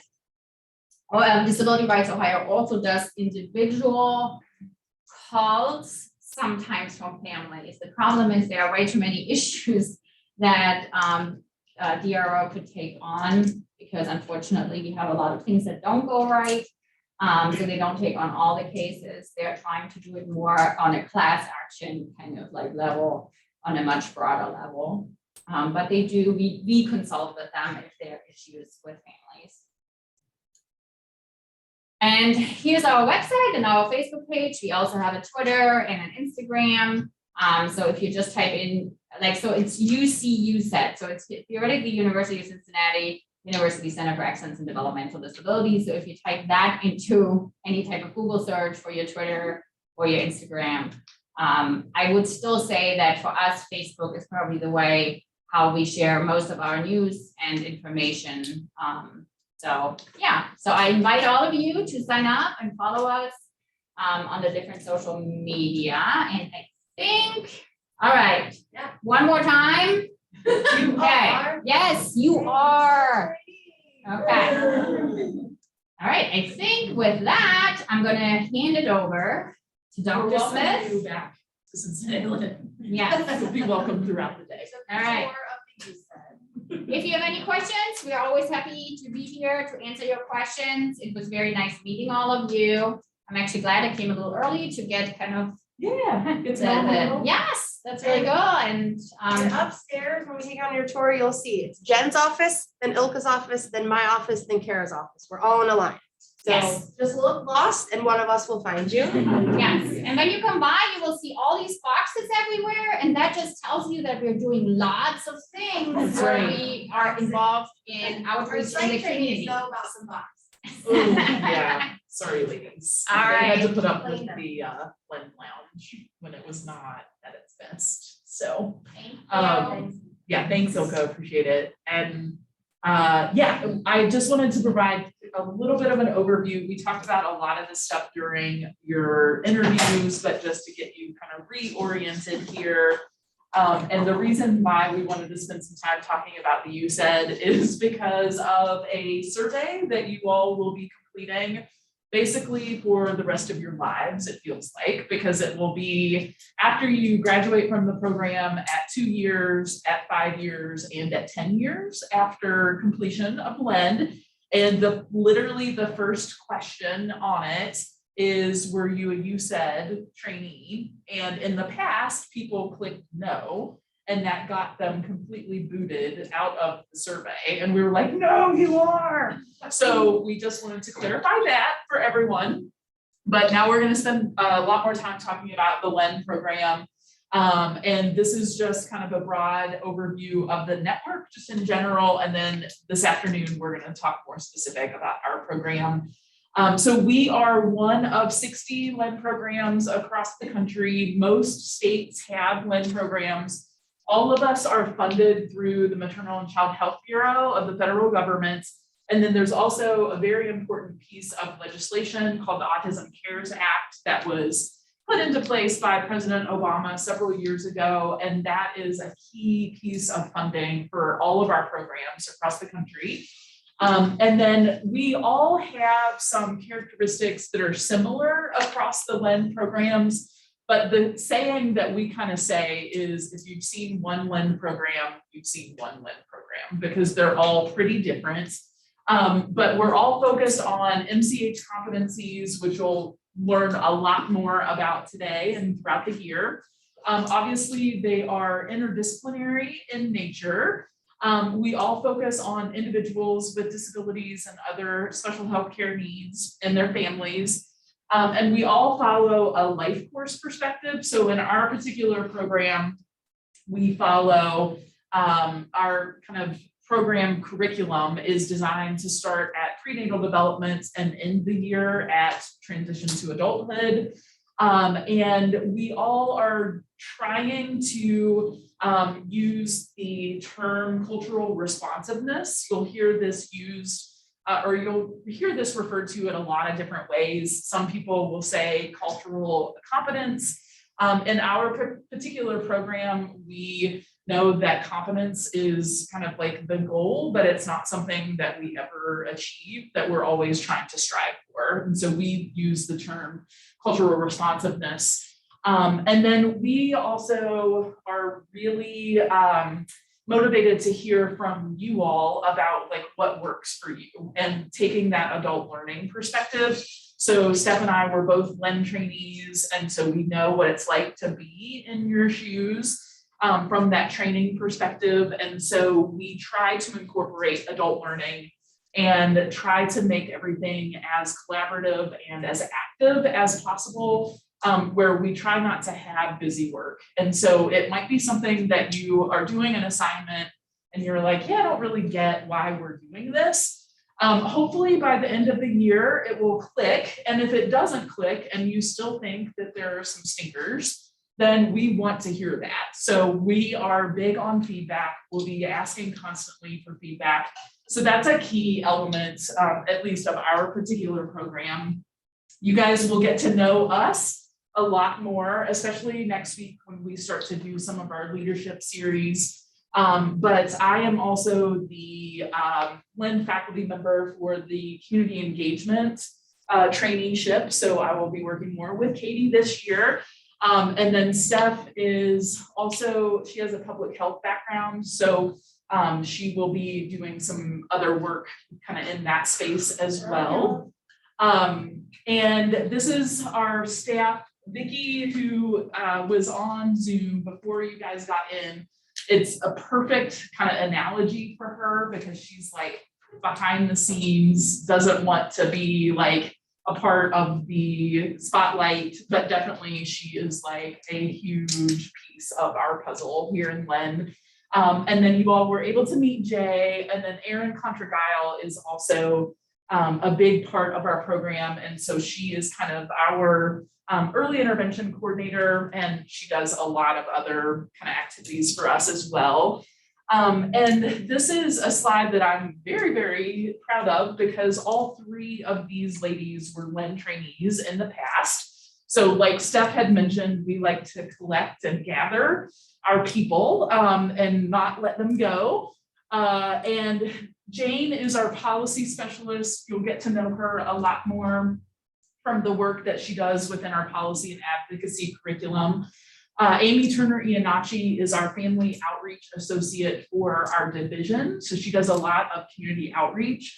And then Elizabeth, who we introduced you to earlier, is our family navigator as well as our family faculty for LEND. And this is our amazing family or amazing faculty for LEND. And we have this mighty LEND women in our group. As you can see here, we are all white women, and I want to draw attention to that because we recognize the lack of diversity when it comes to those aspects, but we also are very founded in our role to work against systemic racism. And we are coming from a place of our privilege, and we recognize that. And we also recognize that we are, trying to do our best to advocate and to, kind of work against all of the policies and procedures that we know are against minoritized populations. So just want to kind of recognize that we recognize who we are. And we are working really hard to infuse diversity, equity, inclusion, and justice into our program. So that's something that you'll learn more about as we go along throughout the year, but just wanted to kind of mention that. We have supplemental faculty in a couple of different disciplines. So Ann Tapia is our adult services coordinator. Lori Vincent is our behavior analysis faculty, and Nicole Knighty is our public health. So these change kind of based on the makeup of the classes each year. So these are wonderful faculty members. This is your trainee class who you'll be getting to know quite a bit throughout the year. So as you can see, we have a very broad range of disciplines that are represented, which is what we love. For our particular program, we're one of the biggest LEND programs in the country based on kind of size and then also funding. And just so you all know, in order for our program kind of standards, we have to have at least 12 disciplines in our program. So we like to go above and beyond that, obviously. So we usually average around like 14, 15 disciplines. So we're excited to have kind of the diversity of this mix this year. We will spend a lot more time talking about this afternoon as we go through all of the various projects. And you all should have a copy of this in your folder. that you can refer back to throughout the day. So this is our visual support that we put together in order to be able to kind of show what all of the different moving parts of our program are. And then this is our schedule. And the way that we broke down orientation is trying to do it as much as we can based on this schedule. So this afternoon, we'll be talking about the projects that fall within leadership seminar that typically happen on Tuesday afternoons. And then we'll talk about interdisciplinary training team that is on Thursday or Tuesdays from 3 to 5. And then on Thursday, we'll cover the courses that are typically on Thursday afternoons. So that's how we have it divided up. And then in the mornings, I think what you all should kind of know is that all of those different disciplines that I mentioned, everybody is kind of pulled in different directions and doing different types of either clinical work or research or policy and advocacy or projects. So everybody will kind of be doing their own thing in the morning time, and then you'll come together as a cohort in the afternoon. And we'll show you kind of where the Lend Lounge is upstairs, which is a spot that you guys can hang out if you're not in clinic and need a space to kind of hang out in. This is just a list of some of the disciplinary clinical experiences that are provided. So many of you will be doing clinics within these as well as doing observations across our division as well as across our institution of children's. We also have an amazing team of clinical supervisors. So we have the faculty that are representative of the different disciplines. And that will be your primary mentor for your Lend experience. And then many of you will be working from a clinical perspective with folks that are not clinical faculty, but clinical supervisors. So you'll get to know them throughout the year. And this is our just bragging rights, where we like to talk about where everyone ends up after they do Lend. So Patty Manning, who is the chief of staff of Children's Hospital, she was a Lend trainee. Our division director of DVBP, myself and Dr. Weber, Elizabeth, who we mentioned, and then our family outreach associate, our policy specialist, Ilka had mentioned some of the role within the Ohio Family to Family and Parent to Parent. And then literally, if you walk upstairs on the 6th floor where our staff offices are, you will run into folks that were Lend participants. So we have a lot of support within our division and then also throughout the state, throughout the nation. And that's what's really cool is that we have Lend trainees all over. So I think the last time that we looked, we had trainees in 26 states across the country, and even a few international. So we like to gather trainees, but then we also like to send them out into the world. And this is the quote that you will hear us refer to very frequently. It is at the Martin Luther King Jr. Statue in DC. And so we usually travel to DC a couple times a year for different conferences. And this is a spot that Steph and I go to every year to kind of get re-inspired of why we do this work.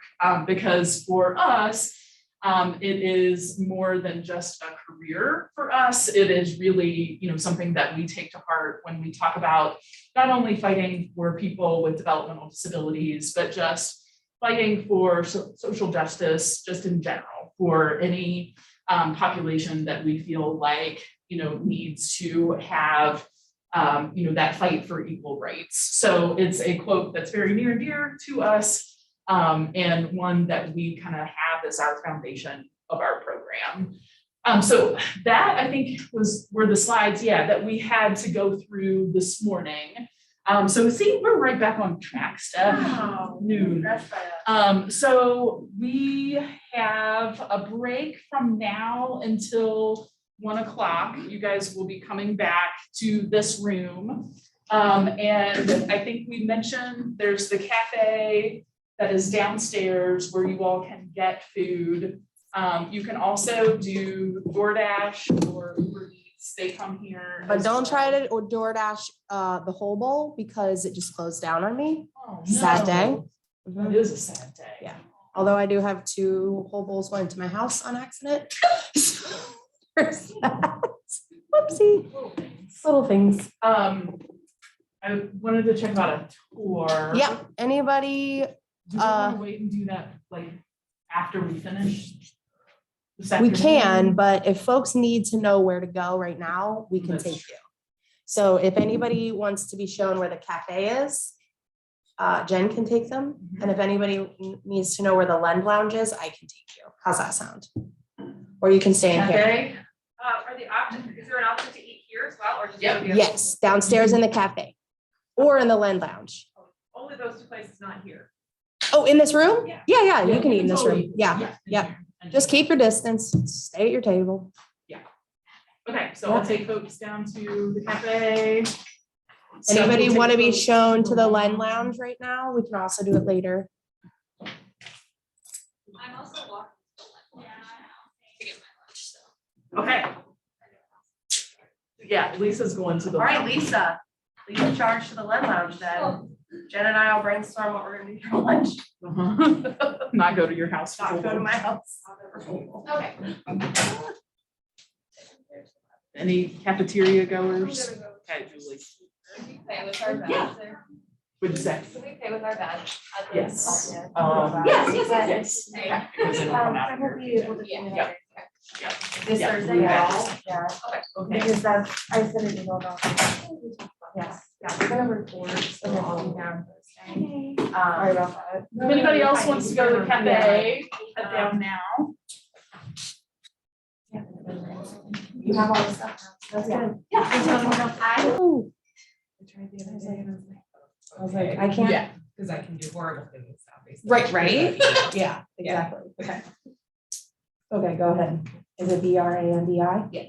Dot FORBES at cchmc.org. Yes.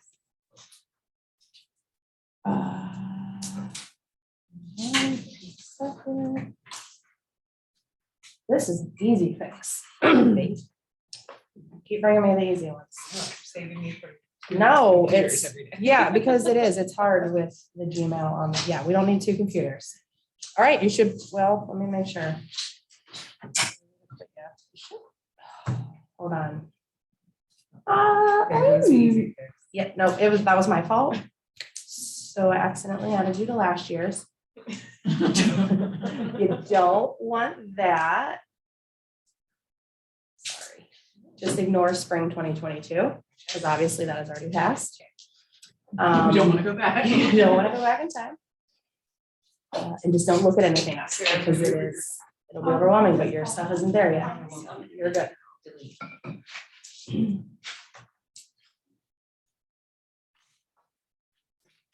I was like, what is solution? Were you able to get it?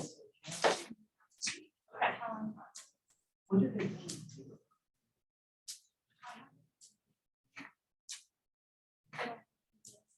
Okay, should be going now. Yeah, no problem. Okay.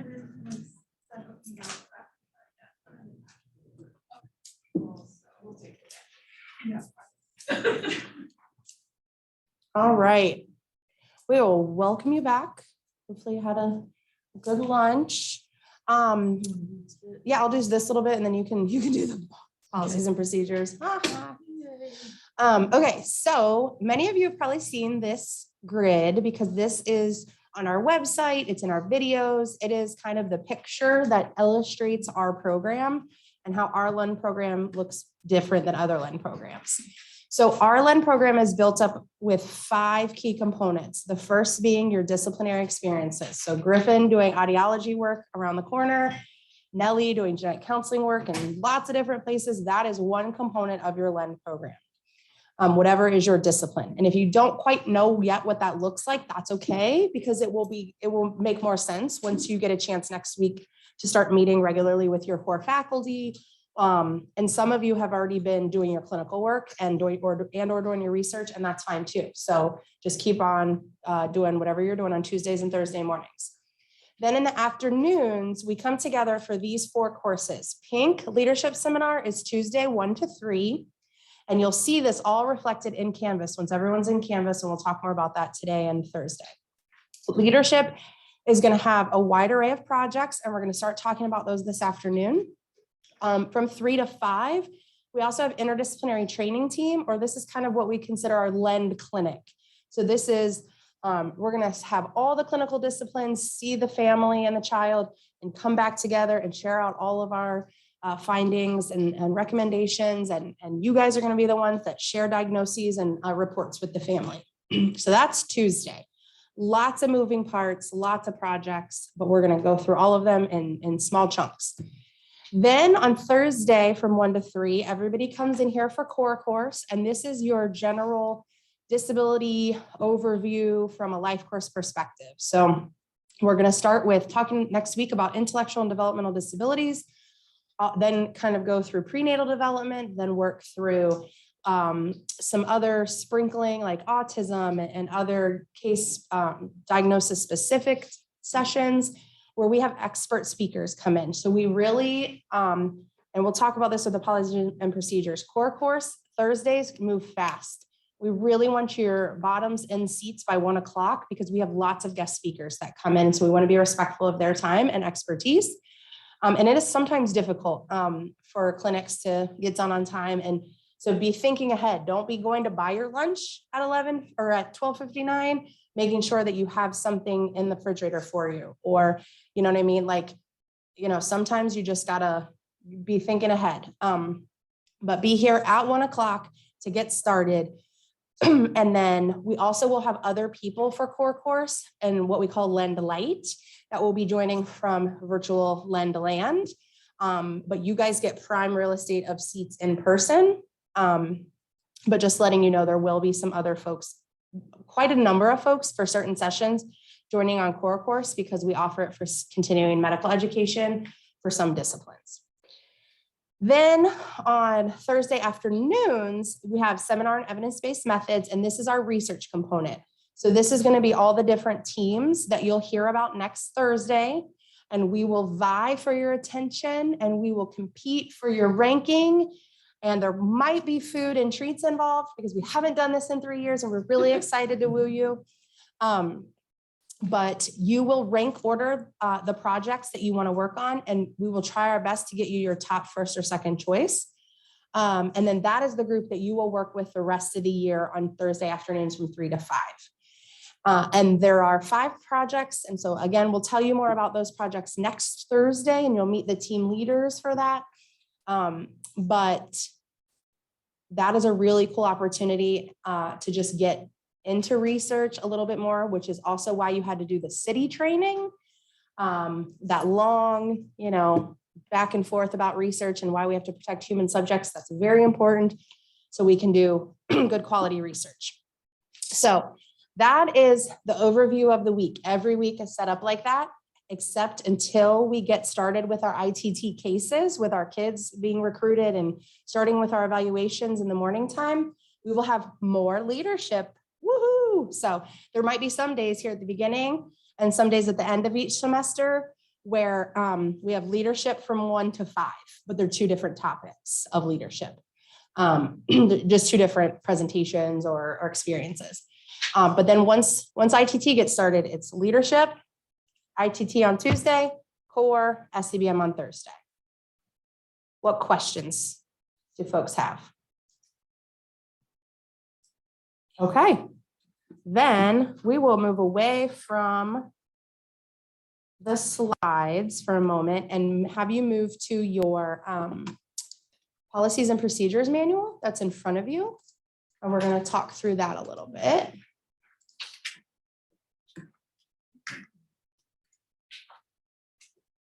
I'll try to scroll through these slides as Jen's talking through it, or scroll through the book. Oh, Yeah, right? Isn't that fun? Multimodal Multimodal here. Yeah. Okay, so just want to make sure that everybody is in the right spot. This is the book that we're referencing right now.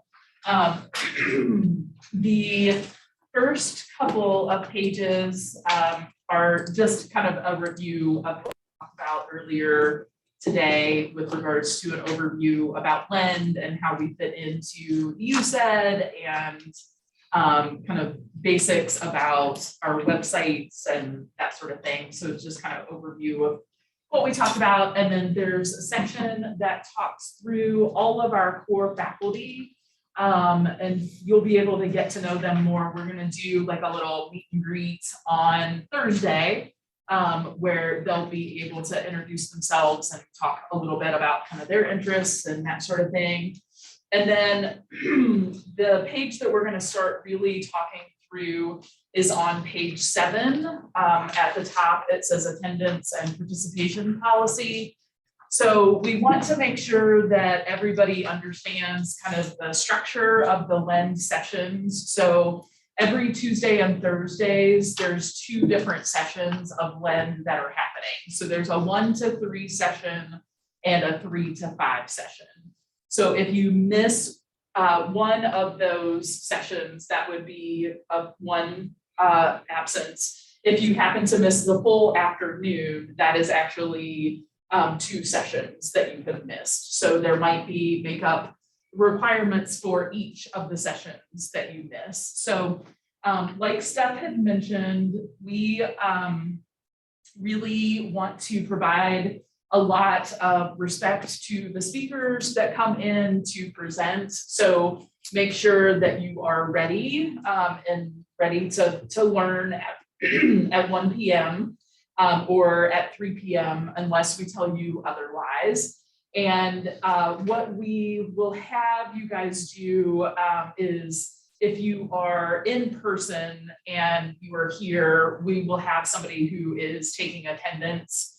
And then if you are, for example, on Zoom, then you would write into the chat box that you are in attendance. So we are allowing a Zoom option for very special circumstances, primarily because we know that once school starts for a lot of folks that have kids, that it might get disrupted with COVID and scheduling for school and that sort of thing.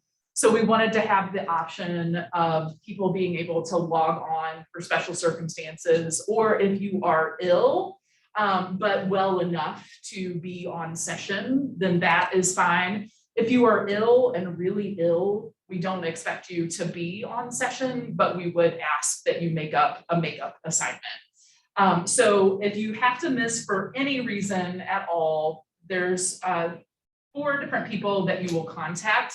The reason that we do that is because a lot of times Steph and I are out in the community and in clinic, and we might not be available at the same time. So we ask that you will email us. So both myself and Steph, and then Vicki, Hennessy, and Jay, and all of their emails are on here as well. And then for those of you who are doing clinical work, we would also ask that you contact your clinical supervisor and let them know. And especially that is the case if you are supposed to be doing clinical care, please let them know as soon as possible. And these are probably things that your clinical supervisors will go over with you. So any absence that you have for Lend, we ask for a completed makeup assignment that gets turned into Canvas, and that needs to be submitted within 2 weeks after the session that you miss. And there's a couple of different things that are considered to be excused absences. Fortunately, we hopefully will be able to send some folks to conferences this year. So Lend funded conferences are considered to be excused absences, but anything else that you miss would require a makeup assignment. So the makeup assignments have a couple of different options. One is that you can find an article that is related to the topic of the session that you missed, and do a 1-page response, and the prompts are written in here and also on Canvas.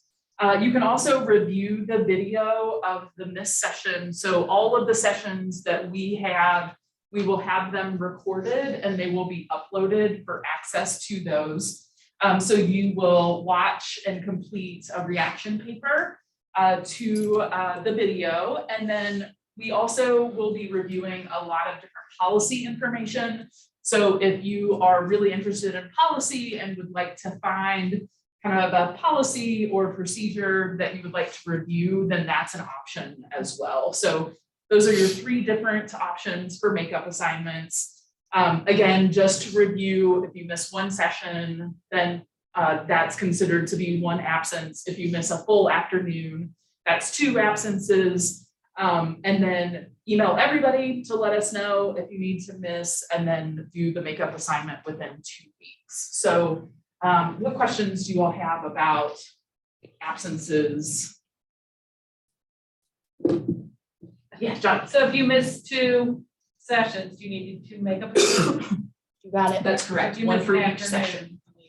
Yep, 1 for each. Yep. Dr. Jen, what happens if I'm feeling crappy and I want to listen in and lay in my bed, but not be on camera for Zoom? Am I allowed to do that? You're totally allowed to do that. If you feel like you are like physically able to listen and actively learn, then yes. If you are physically like ill and you know that you're not going to retain any of the information, we want you to rest and we want you to get better and to do a makeup assignment. Is that Mhm. okay? We But would just also, ask for yeah. you to probably just be mindful, just especially with COVID. We'll talk about this in a little bit with some of the self-screening that we have to do. But just to know your body and know whether you are okay enough. Like Steph and I just went through COVID and there are no heroes here. Like we rested and we slept and we got better. And we didn't work because we knew that that's what we needed to do. So we know that people get ill, and just because there is a virtual option doesn't mean that you should use it. Just know your body well enough. Is that what you were? Kind of, yeah. What other, I just wanted to spark other people's questions. What other questions do you guys have? Katie? So I know there's 4 different courses. Are all of them being recorded? Yes, all of them are being recorded. However, once we get into mid-September, this is a good question. Once we get into mid-September, the SCBM or the research teams will be happening. And so we're not going to record team meetings for every team, right? You would just basically contact your team leads and your peers, right? Because you wouldn't need to be held accountable to your whole team. I'm going to be out for a conference on October, whatever. What can I do to help work ahead, or what can I do to help pull my weight on my team, since I know I'm going to be gone for those 2 hours and that 1 meeting for our team? Does that help? Yeah. Same thing for ITT, right? Once ITT gets going, your team may not meet every week. You may be on a team 1 that meets this week, in 2 weeks, in 4 weeks, you know what I mean? So every other week, the ITT teams will meet, and this will make more sense. Like once you dig into Canvas and that's all there for you, that is your 2 hours. If your team is not meeting, go write reports, go do documentation, go to Target and get your medicine, whatever you need to do. Those are your 2 hours, but those are 2 hours that you can devote to Lend. So if you're choosing to go grocery shopping during that time, just know you may need your 2 hours back, on Saturday morning to do whatever else, right? Lisa. So if you, like, once your team is used for ITT or SCBM, if you need to miss one of those, is your makeup assignment related to the work, or do you have a separate? Your makeup assignment is making sure you're pulling your weight on your team. Okay. You don't have to do an official makeup assignment for those. That's a good great point. So, question. Yeah. The leadership sessions that happen on Tuesday from 1 to 3, and then the core sessions that happen on Thursday from 1 to 3, that's primarily what the makeup assignments are designed for. And then like Steph said, Okay. ITT, your team might not be meeting that day. Or if they are, then you are communicating with your team to see if somebody else needs to pick up what you were supposed to do, and same thing for your research SCBM team. Another way I think about it is if we're all in this room together and you miss, that's a makeup assignment. If we're not all in this room together and there's people going in different directions, likely you just report back to your team. Does that help clarify? Cool. What other questions? These are great questions because these are things that are going to come up. You guys all have real lives. You have families, you have significant others. Life happens. And I swear every year it's like life really happens when you want to participate in LEND. And you're like, oh my gosh, I never have anything go on. And then all of a sudden this, and this, right? So, and we're very flexible. So don't hesitate to reach out, right? That's why you have our cell phone numbers in there. Just shoot us a text. We are very cool about that. The only thing I will say is we probably are going to model good boundaries and probably not respond after like 7 or 8 p.m. in the evening. And I like to sleep in, so I probably will not be answering you before 8 a.m. So just keep those things in mind. Like, let us know what questions you have. We're there for you. And if you get COVID for a week, some of you might, right? Don't worry about the 2-week makeup assignment. Just let me know. Let us know when you're able to feel better and get it done, right? 2 weeks is just so for us to kind of keep track. But because we also don't want you to be stuck doing makeup assignments at the end of the year or at the end of the semester, because then it really does feel like busy work, right? And the whole reason for the makeup assignments is because we're paying you to be here, number one. Number two, the curriculum is built in a way that we don't want you to miss a certain piece because that builds on something else, right? That builds into future weeks. So if you miss something about early intervention, you might be lost when we're talking about special education and learning disabilities, right? So we want you to get all of that, those chunks of pieces of information. Amy, did you have a question? I just wanted to confirm that like it's okay to eat our lunch in here. Yeah, so the eating is something that is a little hard right now with COVID. But what we ask is if you just can maintain that 6 feet of space. So like eating individually at your table is perfect. And usually we have the room available. We try to reserve it from like 11:45 on every day. I will also, I didn't know this construction was going on over here across the hall. That was a whole nother room that we used to use. We will also try to make reservations for a couple of the rooms on the 6th floor and a room that's down the hall on Tuesdays and Thursdays from 12 to 1, so that you also, if there's no space in the LEND lounge, if there's no space in the staff lunchroom, you can have other spaces to go and eat your lunch too. And sometimes people just want to like not be around other people. I don't know about that life, but sometimes you just want to be apart. Love you all. Yeah. What other questions you guys have about attendance? Okay, let's talk about participation.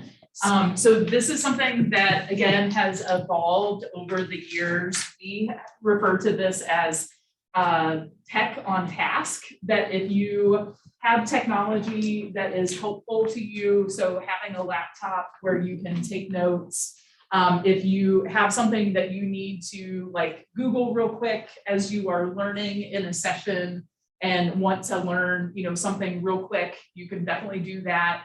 But we ask that any of the technology that you use is purposeful. And so, and this is something that you have probably noticed if you've ever presented to a group of people, you can tell when people are paying attention and you can tell when people are texting or doing whatever.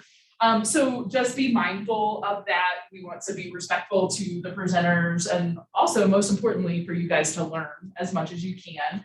So if you do need to use the phone, if you are expecting a phone call or a message or something like that, it is totally okay to step out of the room. And to do that, that would be our preference versus taking care of it, in the room.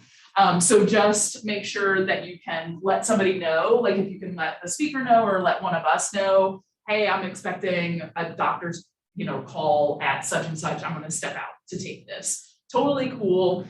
There will be some times when we are asking you to use technology because we've incorporated a few things into various sessions. So that will all be discussed during those sessions on how to do that.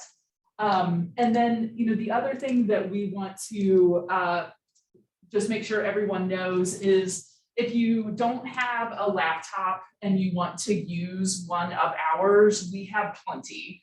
So we have a little cart that has a ton of laptops on it. So you're more than welcome to use that. Or if you want to bring your own laptop to use, that's totally fine too. So that's up to you guys with personal preference on what you want to use. And then from an engagement standpoint, we hope that this is a space where you feel like you can participate actively. And I think part of that will come as you get to know each other and feel more comfortable kind of sharing in this space. But we know that this is a much better experience if folks participate. And so we just encourage you, to do that as you feel comfortable. And then when we see something that might risk, or that we think is kind of breaking this policy, we will let you know. And so we expect you guys to be here on time. We expect you guys to be engaged. If you are having any difficulties with staying awake, we encourage you to get up and move and do your thing, whatever that you need to do. And then the big piece that we want to kind of talk about is from just a respect of the process, I guess, is the way that I would describe it. That you all are here for a reason and that you all are contributing to the program. And we'll talk about this with the disciplinary presentations. There's no hierarchy here. So everybody contributes and everybody is an equal. So every discipline matters. And so we just want to, encourage that type of atmosphere here. And that we encourage everyone to talk and participate and to provide their voice, to the learning process. And if we start to see any problems, we will step in and we will help, because we know that we've seen everybody on the other end of this. We know kind of what it takes to get trainees to the other side. We ask that you talk to us. And so if something is going on, please communicate to us so we know what's going on and how we can help in any way possible. So yeah, just wanted to kind of let everybody know with the participation requirements. What questions, if any, do you guys have about that? Kind of just general expectations that we don't have any concerns about ever. We just Yeah, I just think the only other thing that we don't have in here, because it is more Zoom related, but if you are at home on Zoom, we do, and you have to be there because your child is in quarantine or whatever. You are on camera as much as possible. You are not laying in bed if you are on camera. You are, I will not say that you have to be wearing pants. You can wear your pajama pants. for sure. I usually do, but I usually at least wear a decent shirt on the top. But just being mindful of the etiquette that is a professional. So it's like, are you, going to do this when you're on a Zoom call for an interview? Probably not. But are we a little bit more flexible with things like if your cat walks across your screen? Not a big deal, right? If your kid comes up and wants to sit on your lap, cool. We're a children's hospital. We want to see kids. We love kids. And dogs, right? But also just be mindful of if you're slouched over on your bed, that's not going to be a professional look. Okay. We also have LEND backgrounds. So we recognize that some people just don't want to have anybody else see what's going on in the back of their house. And so we have LEND Zoom background that we'll put on Canvas so that you can download that and use that if you have to use Zoom at any time. Cool. All right. Okay. We'll talk quickly about the weather kind of guidelines that we use for our program. So what is different about us, I think Steph had mentioned this, is that we have trainees from all different schools and universities. So we follow our own kind of procedures here. And so we will be communicating if we expect any bad weather to come up. Just assume that if you don't hear from us, that class is on. Because we are unique here in our building that we have parking easily available. And so folks can park here versus some of the campuses where people have to walk, quite a distance. And maybe it's too cold, but the roads are fine. So we will assume that we're in session unless you hear otherwise. But we want you guys to be smart about it too. So if you have to miss for a particular weather incident, you would follow that same guideline of contacting all of 4 of us. So me and Steph, and then Jay and Vicky, and letting us know that you're not going to be in session. Follow the same type of procedure for the clinical supervisors that you work with. But yeah, just assume that we will communicate with you if we are expecting not to be in session for any reason. And if we aren't gonna be in person, we'll just kick it to Zoom, because if Yeah, we that's learn what I was anything gonna say. from That's the COVID, benefit of we'll just kick it to having, Zoom one day. Yeah, virtual now. Yeah. I can take over if you want. Huh. You want me to take over? Sure. Okay, so internet and phone, it's all in here. So I'm not gonna spend too much time going through this because everybody's position is different. And some of you may never even pick up a Cincinnati Children's Hospital phone on a desk. Others of you might be on it all the time, like my social work friends, right? Like constantly. So if you need anything with logging into Cincinnati Children's from home, you have to use what's called VPN or extranet access. All of that is here. You cannot get into Epic, which is our clinic and electronic medical record. You cannot get into that just by typing in an email or a web address. You have to log in through a protected system first. And so as you start to get up and running, your supervisors are doing this all the time, so they can show you. And if not, there's step-by-step instructions on what we call MFA, multi-factor and authentication. There's also some other quick pieces here around how do you check your email if you're not on site, right? So there's a certain web address that you can use. This is also the guest. There's no longer a password. So actually this is outdated. There is no longer a password for guest Wi-Fi. The final things here are travel expenses, and you'll learn more on Thursday about the potential for conferences. And we do have some conference applications coming up because our first conference in DC is scheduled for November, and we will need to start getting trips planned and booked like early September at the latest. So we kind of need to know if you want to go on a trip with us. More to come on that, but this is all of that. So at least you know that all of the information about travel is in your policies and procedures book. So keep this handy at some point. The last pieces in this booklet are how to use our NetGuard system. I will be honest, our NetGuard system is older than we've been in Lend. So it's older than 10 years, and it is not the best. The folks are working on getting it updated. However, what in the NetGuard system is the little video cameras that you see in the top ceiling corners of clinic rooms so that folks can watch the clinic happening from a computer elsewhere. So for many of you, you'll never have to do this because you're going to be like white on rice to your supervisor, or your supervisor would use it to watch you. For others of you, you're going to know this by heart by next week, probably, right? So just be mindful that all of that login information, both for a therapist and a parent, is here. And again, all of this will become more clear once you get a little bit more interface with your clinical supervisor or your core faculty. So again, that's all there. Lots of pages, lots of screenshots. Oh dear, we like a visual. Okay. And thank you to somebody who reached out yesterday to say, what's the dress code? Yeah, we will add that to next year's social narrative. But the dress code for us is what y'all are wearing, right? So it is business casual, basically no sweatpants, no jeans, and no tight pants that we can see your booty, ultimately. So looking nice, and professional. Basically, would you walk into a clinical experience? Would you walk into a meeting with a legislator? Would you walk into a meeting with other professionals? That's what you need to be wearing when you come to Lend. Again, this is a training program, a professional training program, developing you as professionals. Now, in the last 3 years, we've had some divisional changes and hospital changes.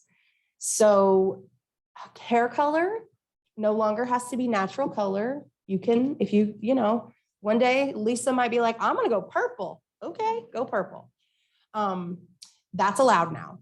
Tattoos are all, visible tattoos are also now allowed. So you might see some people say, oh, you have to cover that tattoo. You do no longer have to cover your tattoos. Just be mindful of those things. What else, Jen? Basically no booty shorts. Be real mindful if you're going to be working with kids and getting on the ground. Like, this is not something I would wear when I'm working with my patients, because I can easily like get my shirt pulled and then whoops, right? We don't want that. A couple of clinic reminders. If you are going to be seeing patients in clinic, you have to wear closed-toed shoes. Yes. And if you are going to be just in Lend, it's okay to have like sandals. We would just ask like not to have any like super casual like flip-flops. The other question that gets brought up frequently is jeans and whether jeans are okay. Typically we tell you to kind of judge on the side of not wearing jeans unless they are like a nicer, kind of jean.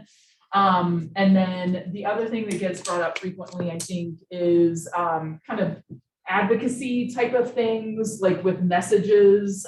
So for example, I wear a lot of like t-shirts that are in support of like autism or Down syndrome or like walks and Cincinnati Children's. Those things are fine. The things that are not fine are like other kind of polarizing like political messages or any derogatory kind of statements, which again, we don't have concerns about. This is just kind of review for everyone. And then the other thing with scents. Yeah. So scent-free zone. yeah, we have a lot of patients and a lot of employees that have sensory sensitivities. So we want to be mindful and not have any strong odors, from perfumes or aftershaves, that sort of thing. Any other questions? Yes, Michelle.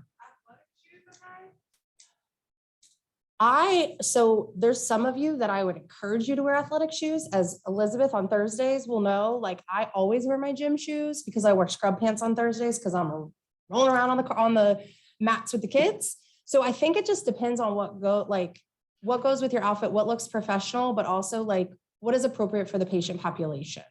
Does that make sense? So I would say like, yes, we want you to dress professional, but you don't need to change out of your scrubs on a Thursday morning, right? You're going to look professional for a hospital setting if you're wearing your scrub pants and your gym shoes.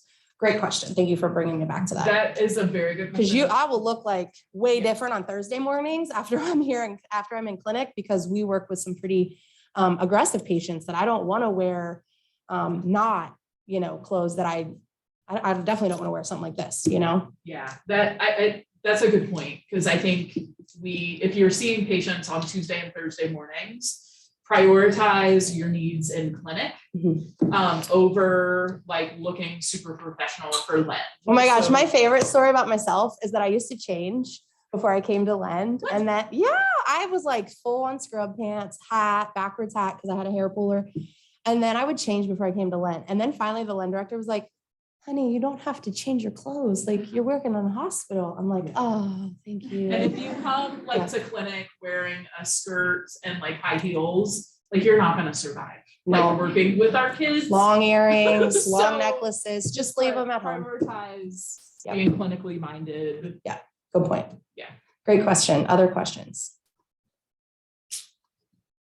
No crop tops. Or halter Yeah, tops. gosh, I know. Mhm. Okay, and then I think the main other thing that we have to talk about is your digital media. Gosh, social media is just a lot. Obviously we have multiple pages of policy here. So just be really mindful about any ways in which that you represent Cincinnati Children's through your personal social media. Like, for example, I do not put a place of employment on my social media at all. I do not. Like sometimes, obviously people who know me know I work at Cincinnati Children's. Sometimes I hashtag Cincy Lend or something like that, but I don't necessarily like go out and post, hey, I work at Cincinnati Children's Hospital, and absolutely never, never, never any pictures with patients ever, never any references to patients or anything related to patient or clinical care, right? You can talk all you want about how amazing Lend is, that's fine. But clinical care is a big no-no. The other thing is friending patients' families or following or TikToking or Snapchatting, none of that is allowed, right? Clinical world is your clinical world. Social media is considered your personal world. Not to say we won't coax you along the year to, like you heard Ilka this morning, follow us on social media, right? It's a great platform for learning about what's going on in the disability community. So we will encourage you to use your social media in different ways, but again, not for anything clinical related, more for like your Lend world, right? And just be real mindful about just what you're following, what you're posting. The only story I'll say is that we did have someone on the USAID's Community Advocacy Committee years and years ago who posted something really not appropriate. I can't remember if it was a racist slur, a homophobic slur, but we basically had to like dismiss them from the council because of what they posted, because it was that egregious. So just be really mindful. You guys wouldn't be sitting here. This is why we love doing this, because we have like the best of the best sitting in front of us every year. You won't do this, but we have to say it, right? Then finally, you just have maps. They're not easy to read. So that's why we're going to take you on a physical tour. But if you've been here for a little while and you start to get the hang of it, you're like, oh yeah, okay, that's the room number that I need to go meet in, that kind of thing. So there's the first floor, the third floor, and the sixth floor, which the sixth floor, we're just going to close that on out because that is overwhelming. Hurts. Okay, other questions?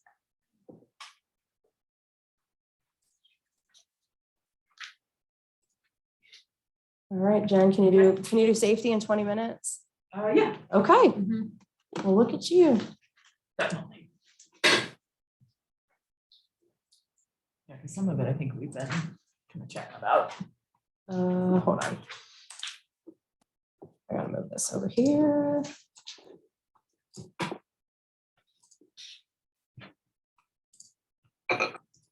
Okay, No, I'm gonna just sorry. My bad. review a couple of things from a safety standpoint, and some of this is just involving kind of the physical safety of the building and some of the safety protocols that we that we mandate everyone to follow.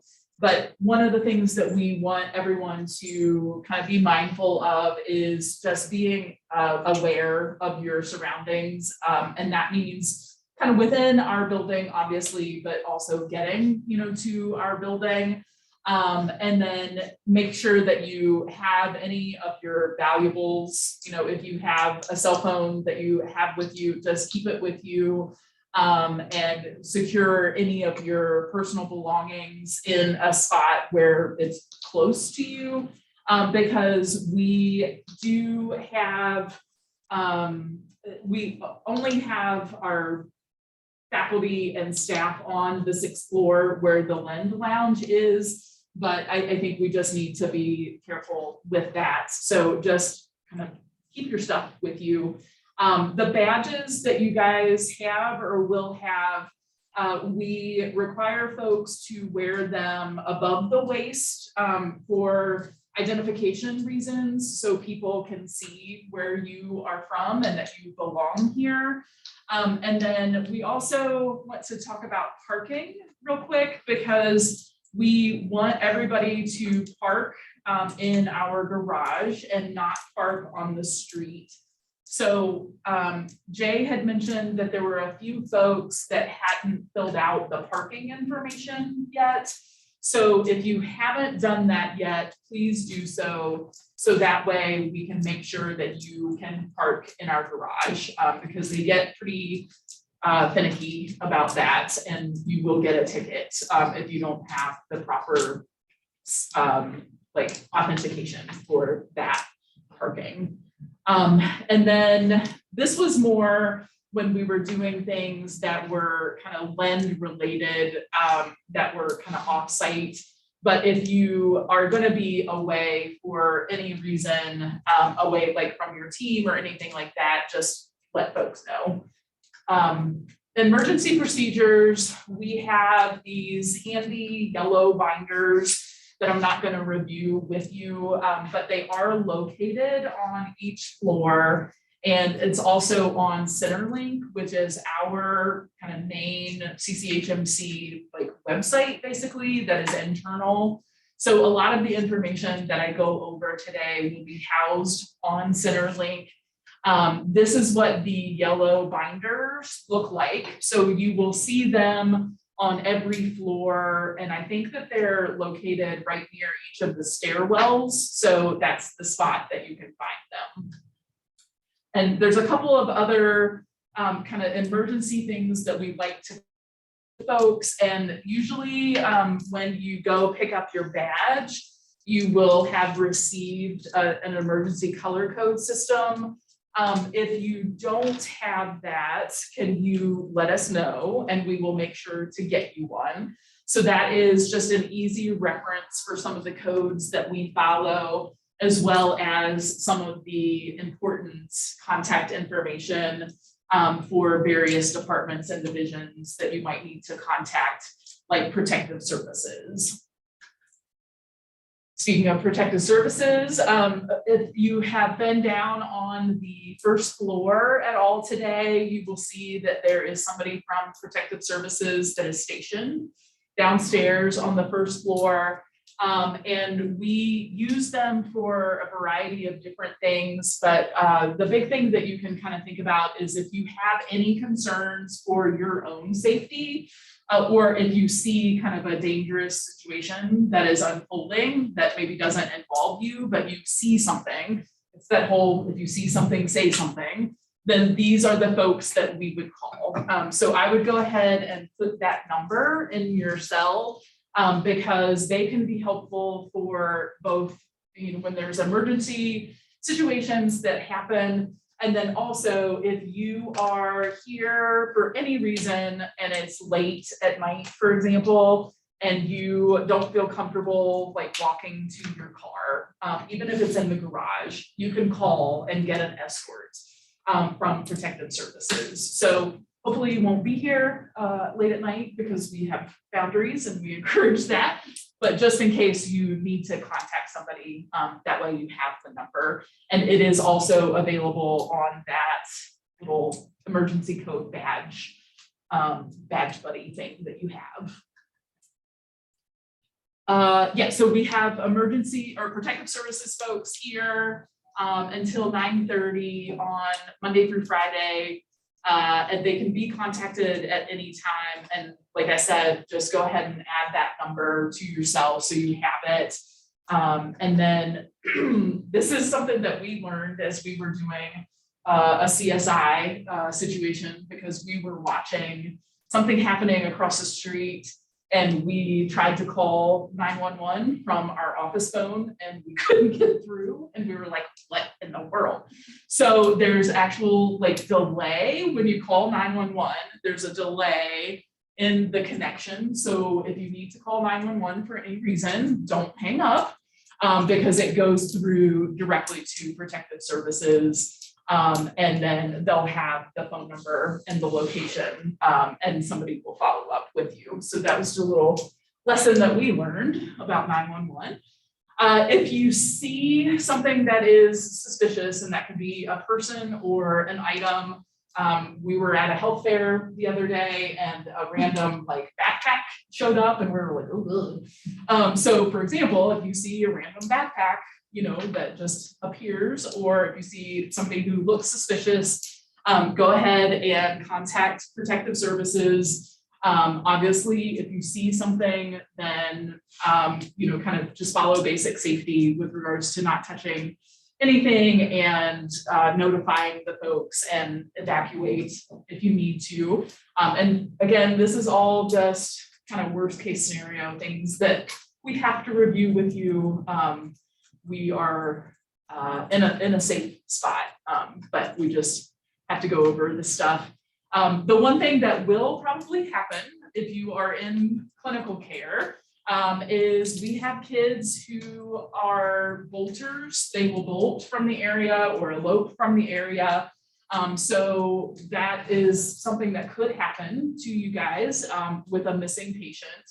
So the procedure there is, first you want to make sure that they are actually missing and not just they, went to the restroom.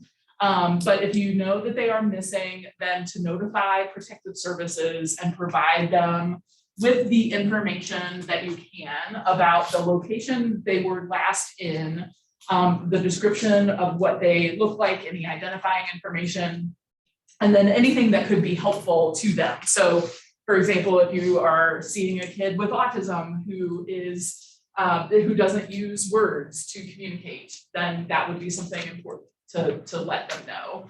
And then we have different procedures here within our buildings that we follow as well clinically to find those patients that might go missing for just a few minutes. This is something that I actually don't know how updated it is with the shuttle, because I feel like this is something that COVID has kind of changed as well. So what we would encourage you guys to do is just check on Centerlink if you need to take a shuttle to any of the other parts of the hospital. You can get more updated information on there, because I think There's it's also an app. Anybody use the UC app? I forget the name of it. Lisa, you know the Lisa. UC app?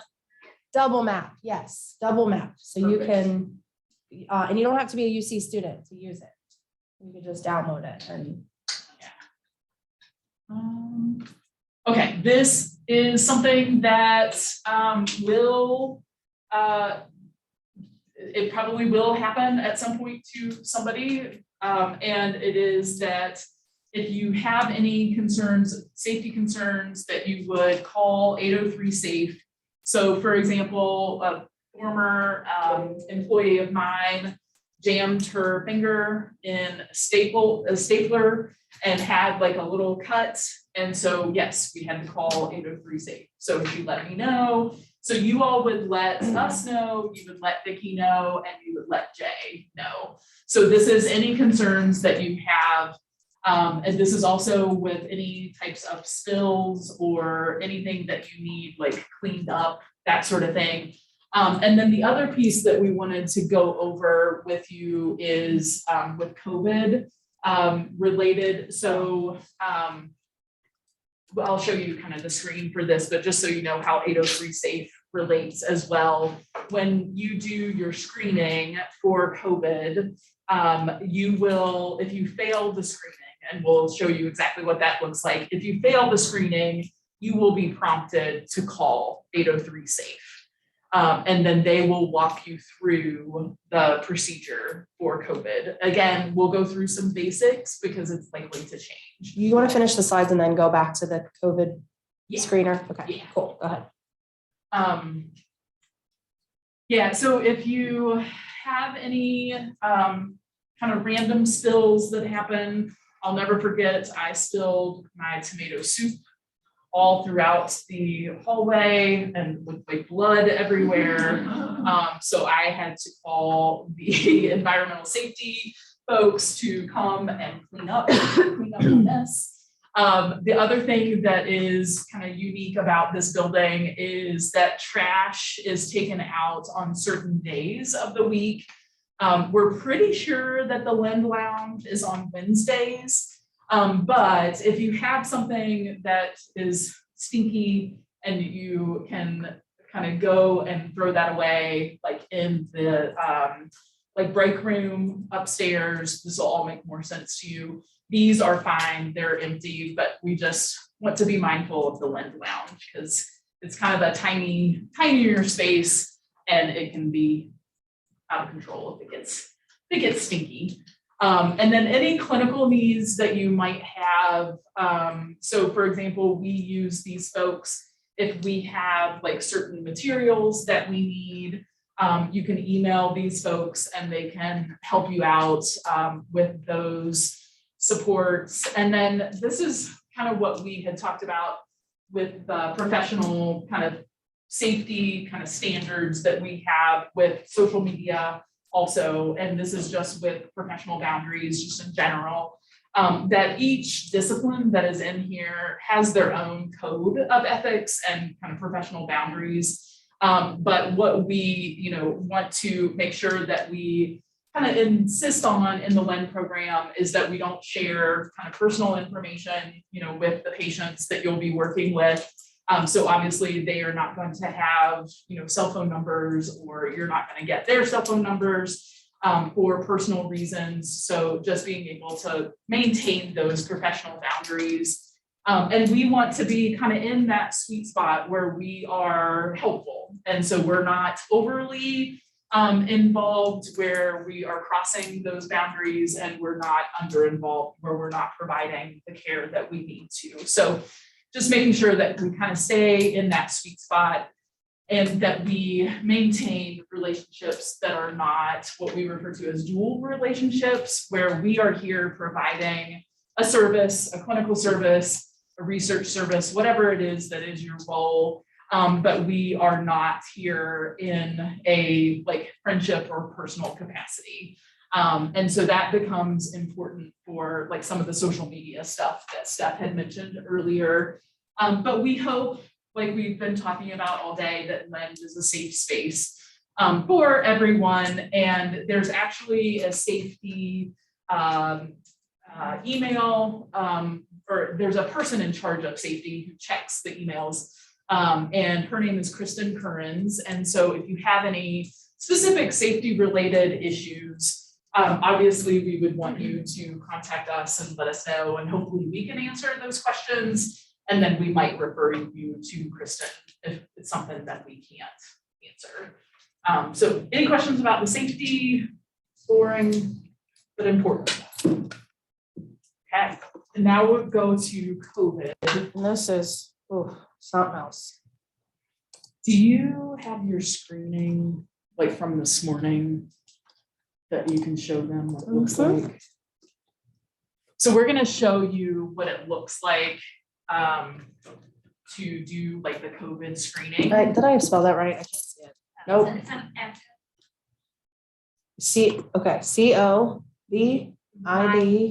COVID.cch. Let me see. Boo. Might work. Did I spell it right? COVID.cchmc.org. Okay. Well, nonetheless, We persist. let me show you. So if all of this information that you need to know about COVID is in this handy dandy, and I know that not everybody's in Canvas, but you will live, breathe Canvas. So we'll show it to you multiple times. You have your electronic policies and procedures manual, your electronic curriculum guide, both of which you have in hardback in front of you. Then you scroll down here to Canvas resources. So if you go to self-screening, It's COVID screen. COVID screen, that's why it wouldn't work. Here it is. Oh, there it is. That's what it looks like. So, and I apologize, I was spacing out while Jen was talking. I do that sometimes. You have It's to the do 10th this. time that The you've 10th heard time I've this, heard so. this. Well, the 3rd time I've heard this part. So any day that you are assigned to be here for LEND, so Tuesdays and Thursdays for sure. And then, for example, Lisa, what's your other day of the week? Wednesday. So Tuesday, Wednesday, Thursday for Lisa. Griffin, you're here all 5 days, right? Just Tuesday, Thursday afternoon. But you're doing Somewhere work at else, Cincinnati Children's. Children's, right? All 5 days. So you have to do this all 5 days a week, right? So it just depends on what days you are assigned to work at Cincinnati Children's Hospital. So for many of you, it is just Tuesdays and Thursdays. Jody, Greg, just Tuesdays and Thursdays. Michelle, just Tuesdays and Thursdays, right? It really just depends on when you're assigned to work here. You have to do this screening, right? This is just our attestation that we have to tell the joint accrediting body that we are taking stock of how our staff are feeling, and we're double checking to make sure that we are not having people with symptoms come on campus and expose our sick children. So it's important, I think, that you all find a system that works for you of reminding yourself when you want to do this first thing in the morning. There's a handy dandy. There's a lot of handy dandy things in this COVID resources on Lend, including a self-screen automation that somebody put together. That was awesome. So that you can basically build a reminder to your iPhone. You can send yourself, you can put it on your calendar, or recurring for every morning, whatever works for you, but it has to be done every day you're assigned to work. I get an email every day, so I just click on the link in that email, which is nice. And can you go back to the screening page? Yep. So basically, if you answer yes to any of these symptoms, it will be flagged and you will need to contact 803 SAFE.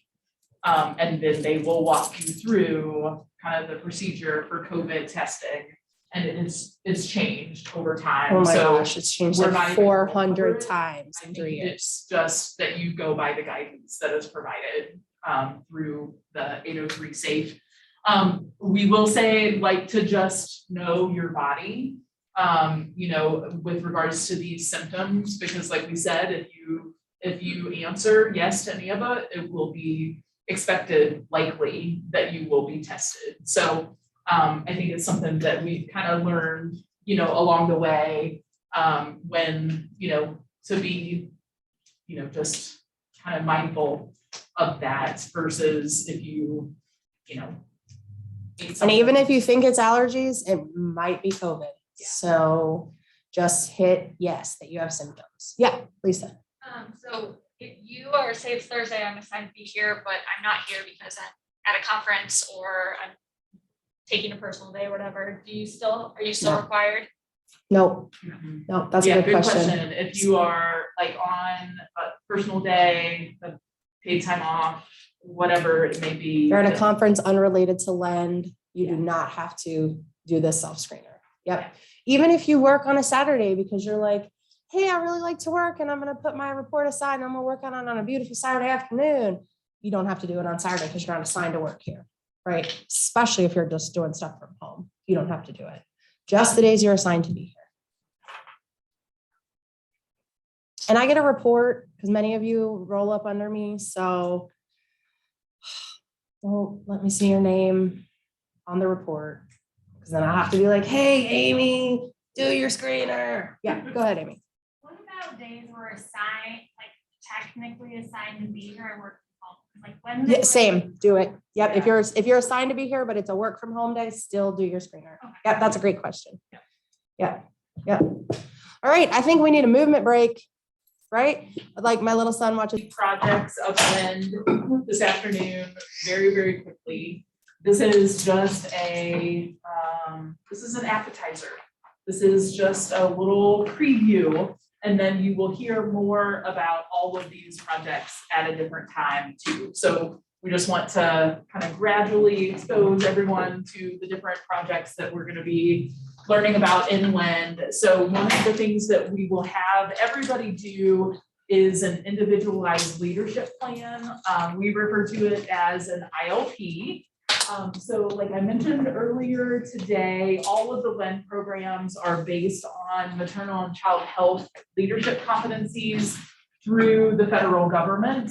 So through our funding agency of HRSA and Maternal and Child Health Bureau, they put out these competencies that are really the foundations of all of the programs they fund. So you'll get to know a lot of these competencies throughout the year for different reasons because they're all embedded throughout our program. But for this particular project, what we do is have everybody really view this as kind of your own personal leadership plan that you can get out, blend what you want, to get out of it. And so you can individualize your experience a little bit.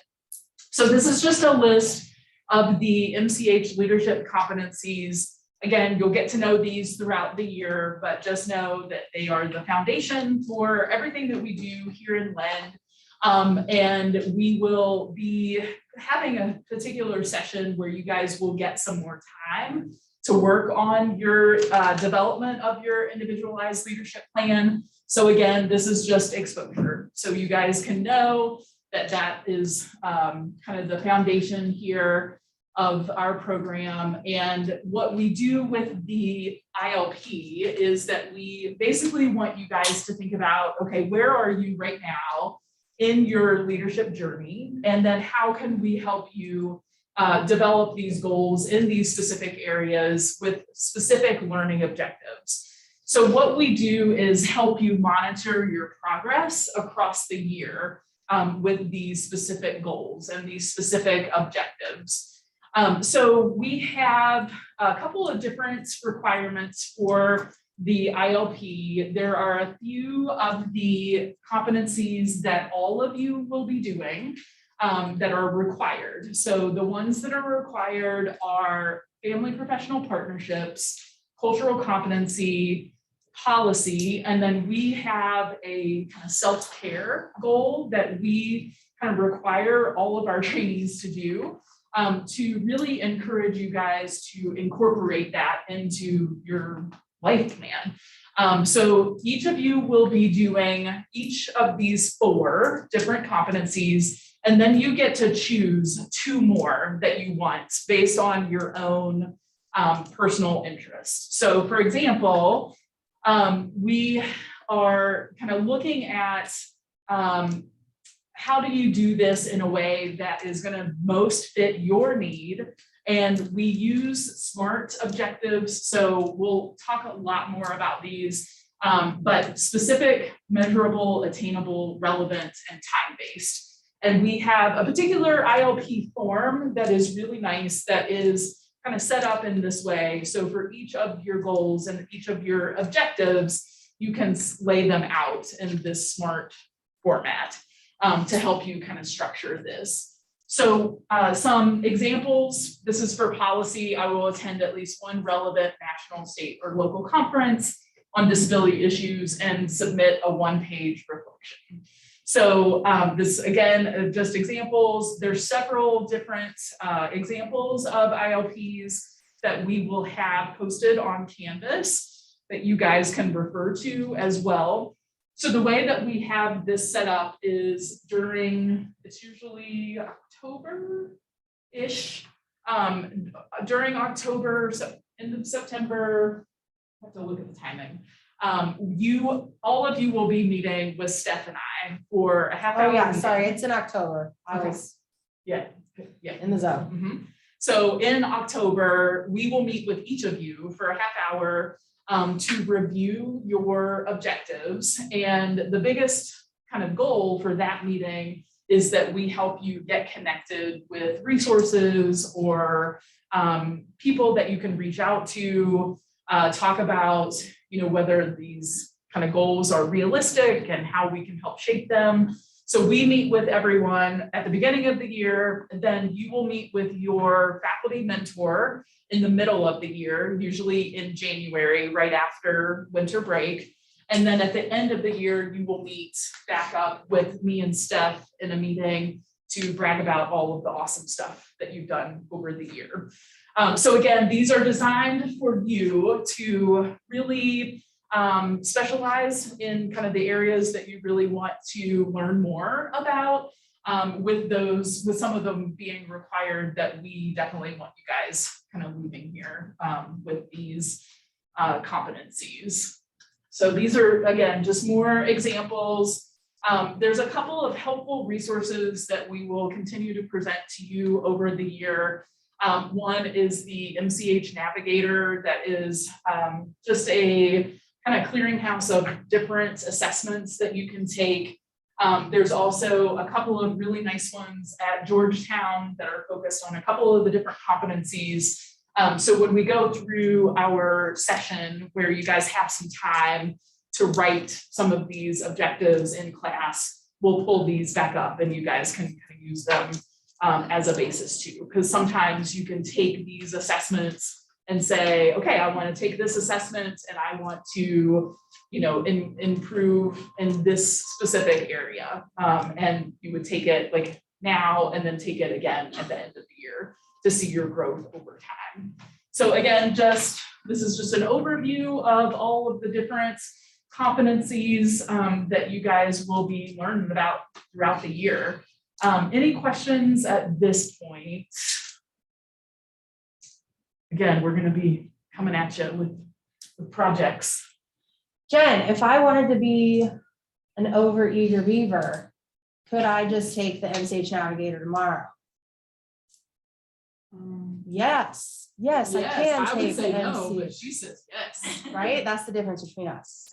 So if you want to, do that? right, if you want to jump into it and just start getting, if you're like, okay, I'm not really doing that much in clinic right now or whatever, use your time. Use your Thursday mornings, use your Tuesday mornings, do whatever you want to go ahead and jump into these things and start taking a peek. She's a because jump in. I'm a jump in, And I'm Jen's a- a sit and listen for a while. Put my toe in. But yeah, I would say yes. I would say use your time now at the beginning. Because for some of you, it might feel like, ooh, why am I twiddling my thumbs? And then for others of you, you're already up and running. But it will get really busy quickly. And so you don't want to wait. When you're thinking about the goals you're writing for yourself, like this is your year, right? So make it the best you can. Cool. Okay. Cool. All right. Questions? Moving on. Yeah. Well, actually, I don't need it. I don't know why I said that. I won't leave right here. Okay, so then the next one we're going to move into is number 4. And Elizabeth is in the back, so she can help answer any questions about this too, because she is technically going to be running it this year.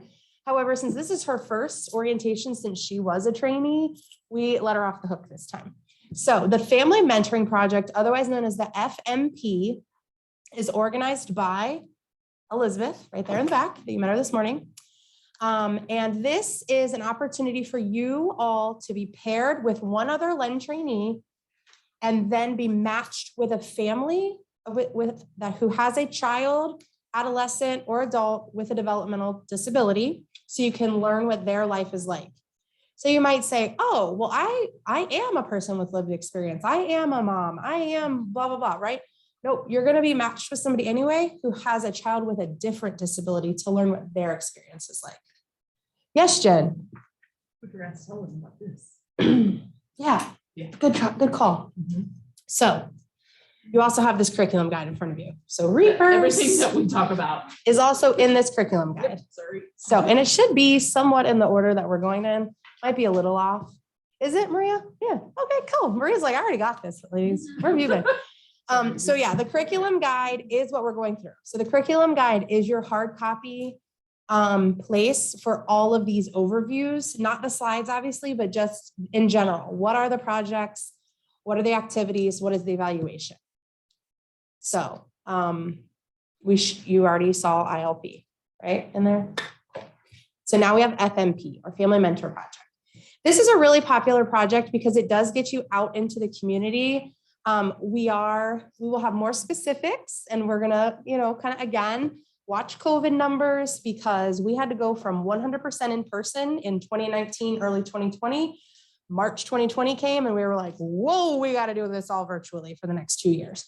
So we're going to do a little bit of a hybrid, and we're going to let you guys have some choice. So more specific information later, but the idea is for you to get to understand what life is like for that family outside of your clinical time, outside of your research time. Just what is their life like? How do they navigate going to the grocery store? How do they navigate a doctor's appointment? Maybe what does it feel like when you're sitting next to that mom or dad or caregiver in an IEP meeting at school, right? Giving you some of those pieces that you wouldn't normally get if you were just seeing patients in clinics. So what can it do for you? Our objectives are to how you really want to take a deep dive into your personal values, beliefs, your own life experiences, and how that may be different from the families you're matched with. How, say, for example, you've lived life with someone in your family with autism. That could be completely different when you're matched with somebody who has a child with Down syndrome, right? All in the disability community, very different experiences. We also want to acknowledge the importance of those family professional partnerships or family-centered care. You'll hear those terms used interchangeably like you have today.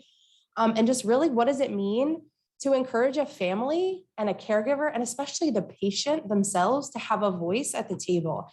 And we really are going to talk a lot about this throughout the year, but moving towards the interdisciplinary model of care and away from the medical model of care, to put the patient and the family at the priority and give them choice and decisions.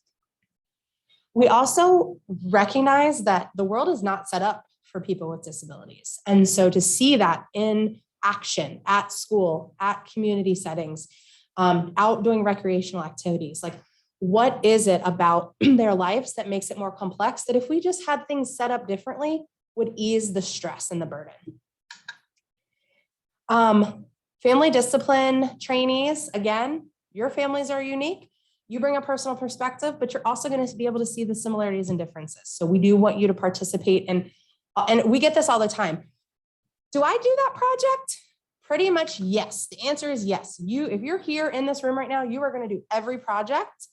I don't think there's maybe sometimes like a very small like caveat to that, but for the most part, everybody does every project. And we always hear this from our family discipline trainees. Like, do I do that too? I'm a family Yep, you get it. You get to do it. So what our LEND trainees say, oh my gosh, they love it. They love being able to have that frame of reference for how it might be on the other side of the clinical encounter, right? How does it feel on the receiving end? And you get to get in depth with some of these conversations with the caregivers and with the individuals with disabilities themselves, depending on age appropriateness and that kind of thing. The experience really opened their eyes to all of the various challenges families face. And sometimes we sit on our academic pedestal here at Cincinnati Children's Hospital and we're like, why isn't that family coming to this appointment? Well, there could be about 100 different explanations for why it's difficult for that child to even get out the door this morning, right? So really opened your eyes to those kinds of things. The FMP showed me how important it is to listen and learn what is important to families. And I think if nothing else, we want you to all leave as leaders that will stop and listen, right? You're all helpers, you want to fix. You're all advocates, you want to make change. But oftentimes the best way of starting that process is to just listen. So what are our families? Because we asked them, how did it go for you? Do you want to come back and do this again? And families love to be able to give back. They feel like they're making a difference. They feel like they're educating you all to take forth your knowledge and share with your colleagues, right, in the future. They really want you to see the in-depth. They don't want you just to see the little smidge that you might see in a clinical encounter. They want you to dig deep into their lives so you can better understand what the world is of developmental behavioral pediatrics. And they really want you to see the good as well as the not so good, right? But there is so much joy. And that's what's really great about being able to, go to the park with the family and see what their life is like when it's like, yeah, we have had a hard time like climbing up the steps to the slide by ourselves. And we did it today because he was showing off for you. How much fun is that, right? To be with them for that. So who will be your FMP family? To be determined, but ultimately we are going to try to match you all with families that are either diverse from a diagnosis perspective in their child or within their family, match you with geographic differences as well. So folks that might live, and this may not make sense to you if you're not from Cincinnati, folks that may live way up in Butler County, that is, kind of on your way to Oxford for our Miami friends or our Springboro friend, Julie. Warren County would also be a good choice for Julie.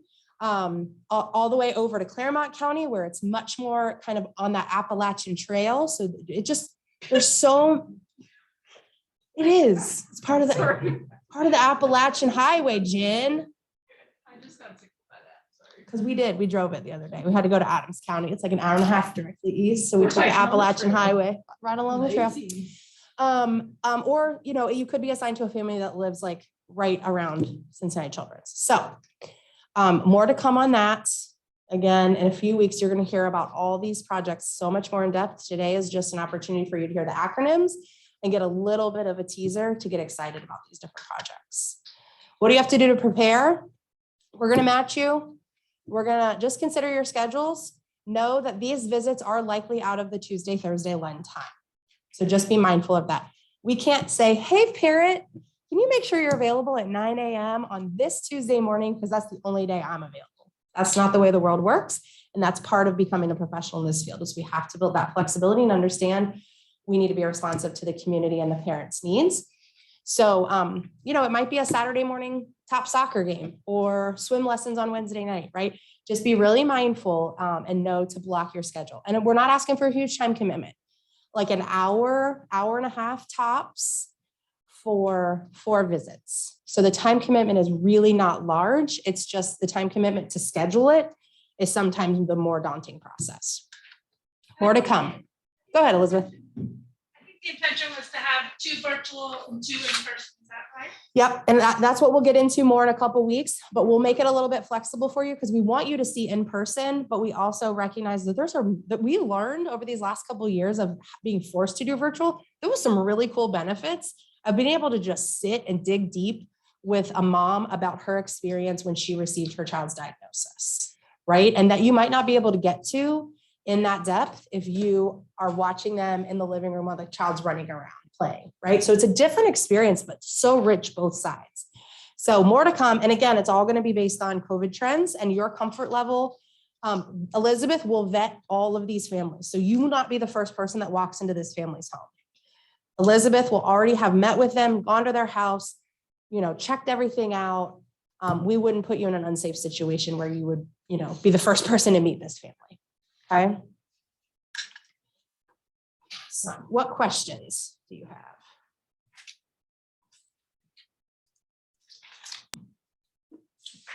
All right. Hearing none, I'm going to move into real quick then the family-centered care observations, right? You want both? Okay, so family-centered care observations, again, because we are very interested in how do we become more family and patient-centered. And just for you guys to know, like when we say family-centered, it's really more from a place where we just tend to work with children and dependents, right? Minors. But really, when we think about in the spring semester, when we're talking more about transition to adulthood, family gets replaced with patient. And it's the patient voice. So really just kind of get wrapped around your mind that family and patient centered are kind of interchangeable. It just depends on the situation of who and what situation we're talking about. So again, Elizabeth is the coordinator for this. And why do we talk about this? Because it's at the heart of everything we do. And this for the clinical trainees is a unique opportunity to obtain feedback. And for the family trainees or anyone with the lived experience that is participating in this part of it, it gives you an opportunity to give feedback about, okay, this from my experience, what you said felt amazing. I loved it. It was great. Keep doing that. But this other thing that how this situation played out, I may encourage you to do it a little differently next time. So this gives you guys an opportunity to build those feedback skills. So what happens is that I'm going to use Elizabeth as an example because she's with me on Thursday morning. So say Elizabeth goes to Elizabeth Trenkamp and says, I want to be observed for one of my clinical appointments that I'm with Dr. Steph on Thursday mornings. I'm not really going to be on my own yet until like February or March. Can we just get it scheduled now and get it on the books? And Elizabeth's like, yes, great, good job doing it ahead of time. So then what would happen is once we get closer to the date, at least 2 weeks in advance, you'll see this all on Canvas later, but at least 2 weeks in advance, Erin will say to Elizabeth Trenkamp, here are the things that I'm working on. This is what you're going to see in the appointment. I'm really looking forward to the feedback you have about how I interact with the family or how I interact with the patient or how I manage both those relationships. Elizabeth will join forces with one of our family folks. So I'm going to pick on Michelle because she's in the room today. So then Michelle goes, okay, I'm going to go with Elizabeth to observe Elizabeth Aaron in that appointment downstairs on the 3rd floor, use this peer observation form and give Elizabeth feedback about what you're seeing in all of these different areas. And I know they're really small to see, but it's dignity and respect, information sharing, participation, collaboration, and so forth. So then you guys, as the family members, wearing your family hats, talk about what went well. What should Elizabeth do more? This is not meant to be a time for you to get feedback that's like, you're a terrible clinician. No, we're not doing that, right? You wouldn't be a terrible clinician. You wouldn't be here. It's more so giving you feedback that you would never get from a clinic patient, right? Or a clinic family. You cannot get those things. So that is how that works, right? So each clinical trainee will be observed in one appointment. You can choose more than one if you want. And say for instance, Caitlin, she's already been doing clinic. She's like, Elizabeth, come watch me in November and then again in April. Cool, that's fine. Give them plenty of notice though, right? So the family trainee will join with the family discipline coordinator to provide feedback. And then we have that structured form is used. If at all possible, to have an actual face-to-face meeting, whether it's virtual or in person, to talk about it. At very least, you'll get that structured feedback form. But we really want you to get it directly from the family trainee or the family discipline coordinator live and in person. So this is one of those projects that is done any time in the year when the clinical trainee feels they're open and ready to show your skills and be open to feedback. But it has to be an agreed upon time. You can't just say, hey, Elizabeth, I'm in clinic tomorrow. Do you want to come watch me? No, nope. You got to give them 2 weeks notice because Elizabeth has to go back to Michelle, have to organize their schedules, make sure they're open and ready, and you have to give them at least 2 weeks notice. Okay. Questions on that one? I will ask myself stuff. Yes. We had the option, which I think worked nicely, of watching the recorded. Yes, more to come on that, but yes, if there is an opportunity for you to be recorded, we can do that. It's more likely that will come as part of your evaluation as an ITT team member. So lots of acronyms thrown your way. It's less likely that Elizabeth Aaron is going to get a recording out of seeing a patient with me on Thursday mornings. But if it's part of the evaluation that she does for the Len Clinic, that's automatically going to be recorded. So that recording can be used for your FCC observation. This is all going to make more sense in a couple of weeks when you've had a chance to digest all these acronyms. Yes, Katie.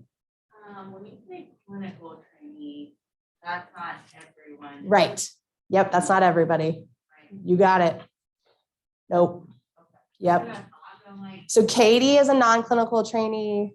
Ramya is a non-clinical trainee. Jody is a non-clinical, Greg's non-clinical, and Michelle's family, so non-clinical. But everybody else is clinical and will be seeing patients to have these observations. For social work, it also looks a little different, especially when you're in DDVP clinics, because DDVP clinics are like so different. But you'll talk about that with Marta, and it has worked out every year. So I just want to say some real quick stuff. I really like that you said that you encourage them if they'd like to do more than one observation. I think, especially for the psychologist, it's very helpful to see you actually doing the evaluation with the patient, but also another component that's really helpful is to see when you do the diagnosis share and how that all lays out. So it's stuff that I'll give a presentation in a week or so about all the details of both of those programs. any questions before Jen takes over about another project? Okay, cool.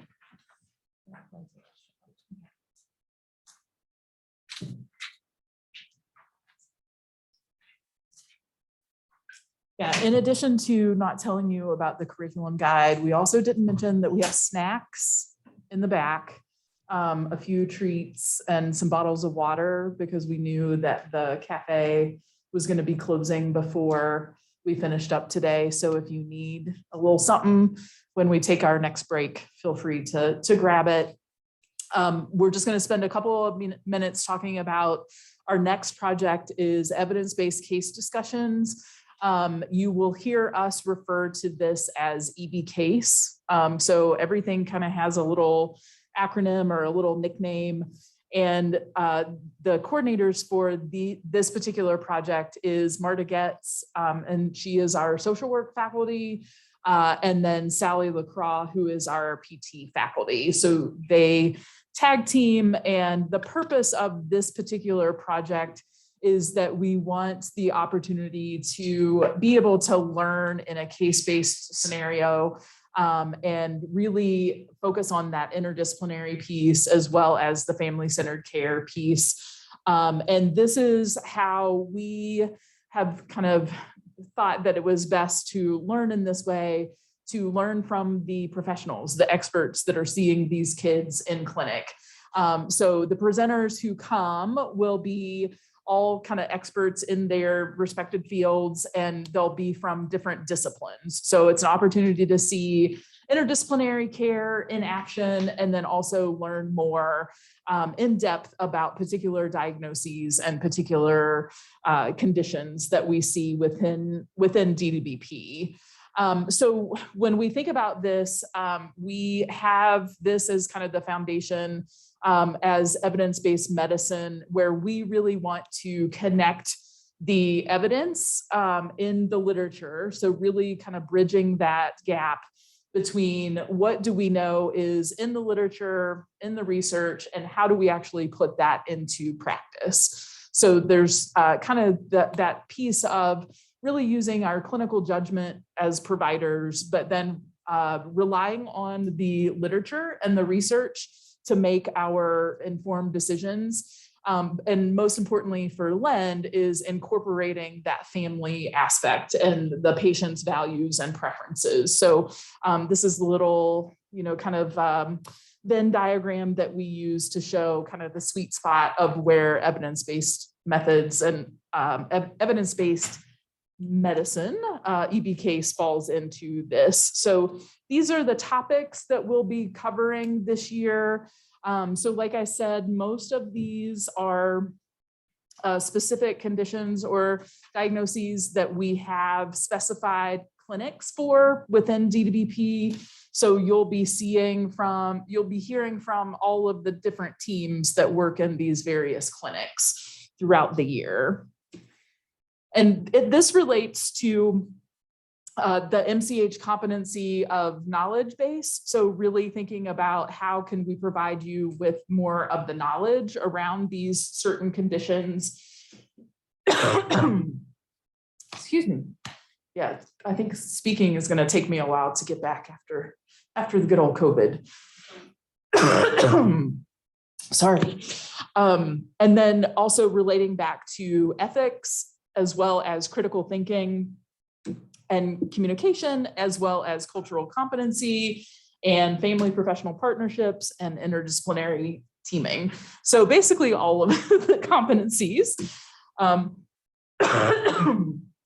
really come together here, because we're also talking about the system of care that these kids and families are seeing. So this is something that we will talk a lot more about when we go through the assignments and go through how our things are set up, but there'll be discussion posts that you guys will put onto Canvas a week prior to our discussion, and we'll go through that schedule with you. Excuse me. And we have 4 of the sessions scheduled in fall and 3 of the sessions scheduled in spring. And like I said, this is just kind of an intro into knowing what EBCase is and some of the conditions that you'll be seeing. That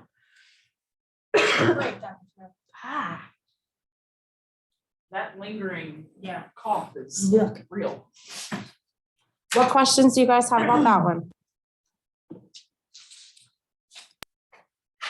Come on over there. Come back. There we go. All right, hang with us. We got a couple more to get through. It's my favorite little video.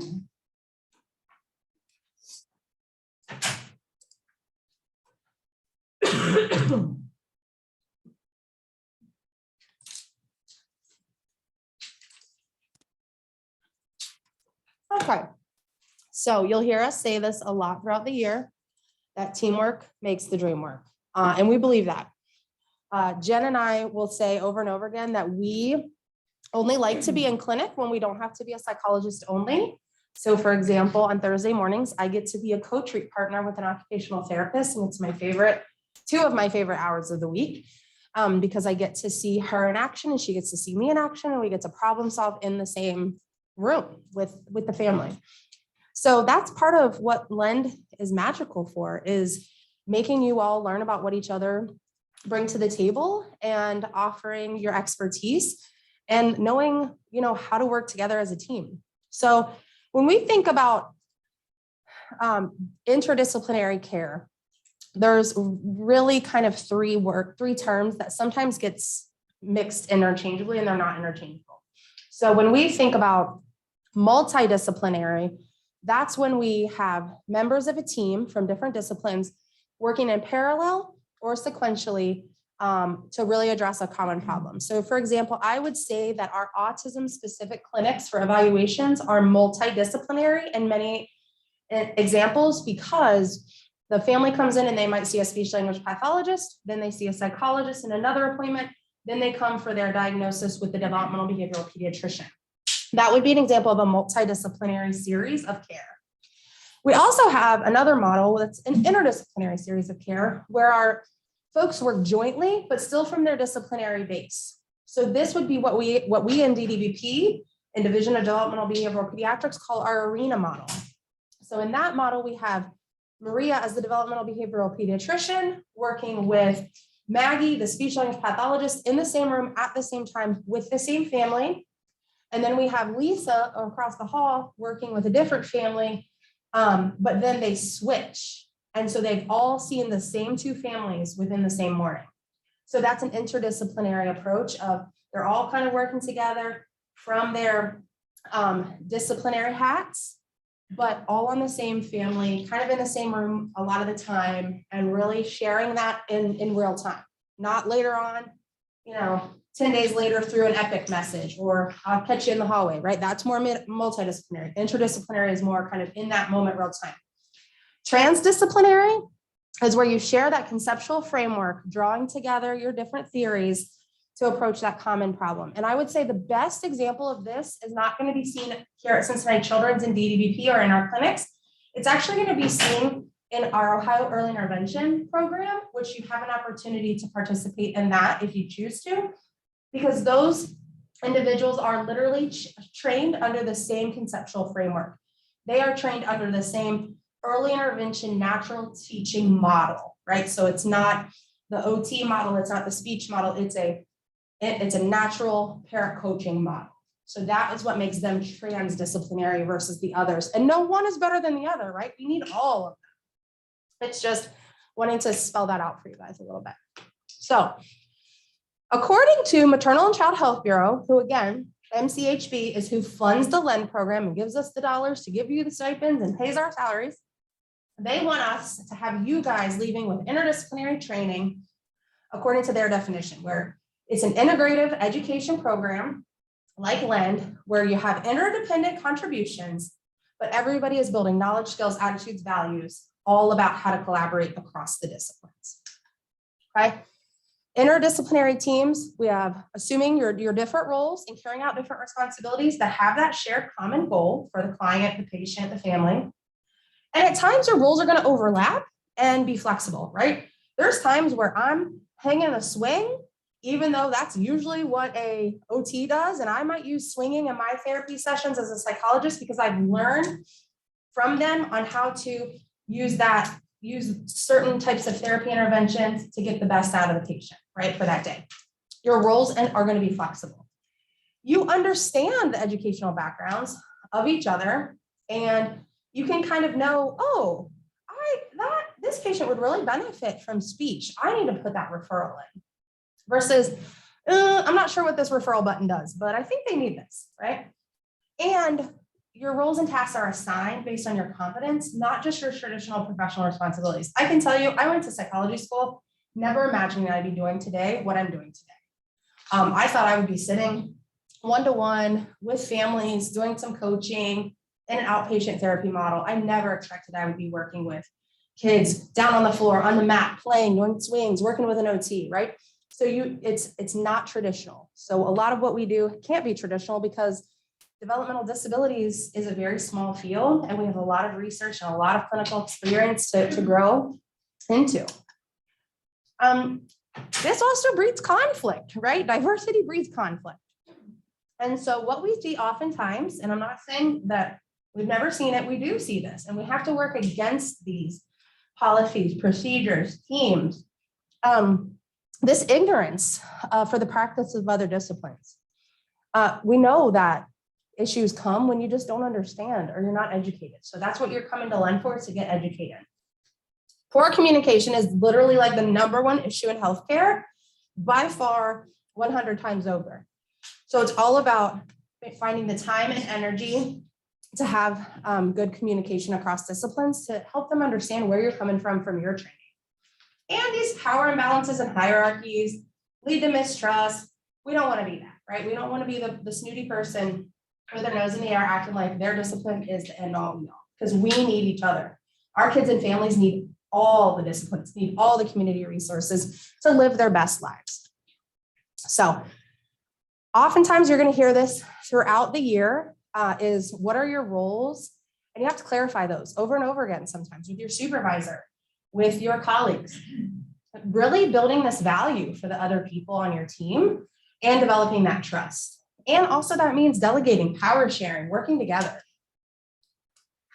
So I love this video. Let's hope that it will load and the sound will play. This is kind of how we view Lend teamwork. And it's really hard to see at first, but it's just a message.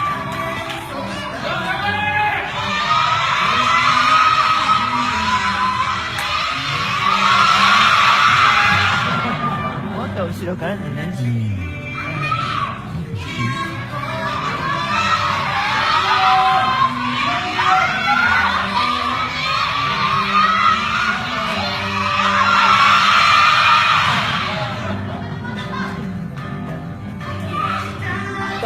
if it's still hard for you to see, there's this little boy and he's trying to run and clear this wall in his acrobatics or gymnastics class. Now he's on his 3rd try.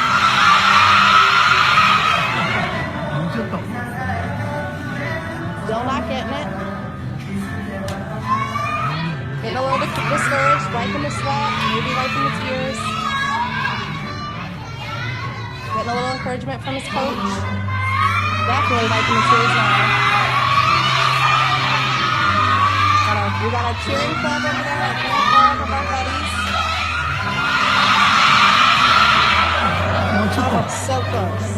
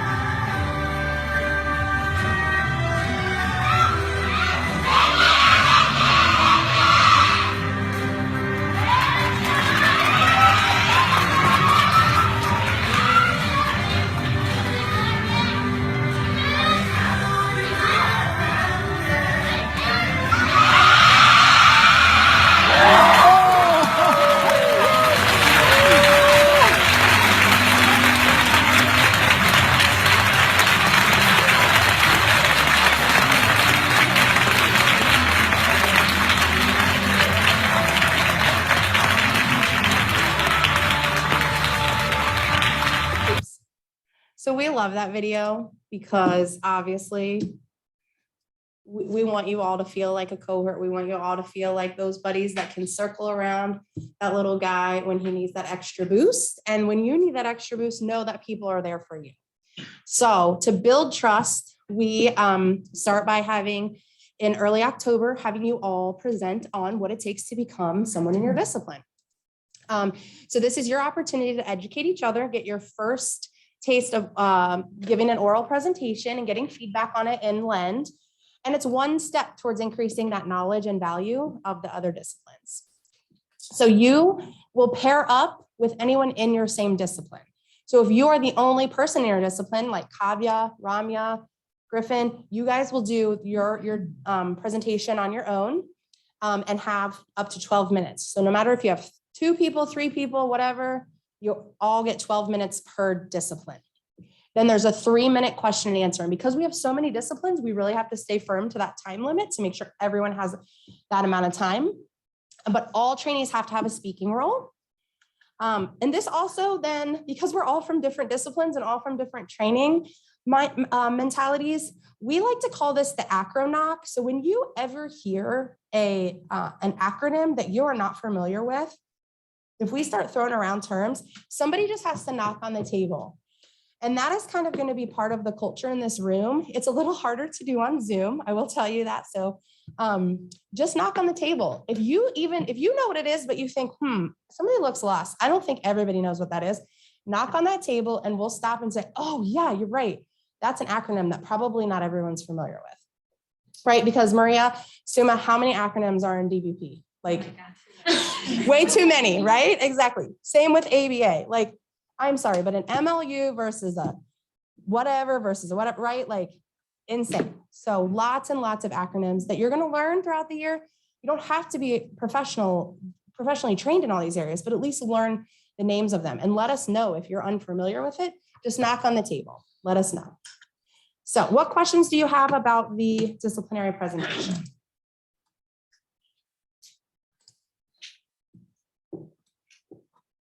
Okay, more to come on that one.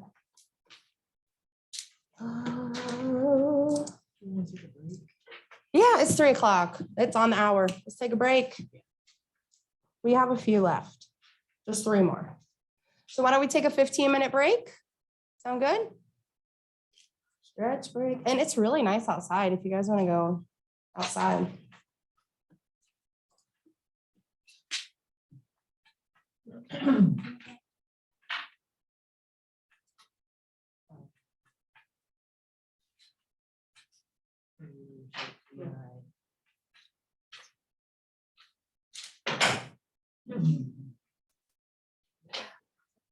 I just started. Happen at home? yeah. You want me to do some more? Yeah, I'm fine. It's hot in here. Anybody else hot? Or just me? Okay. It's usually just me. Like freezing. Without towels. I always want them. Freeze in the hospital.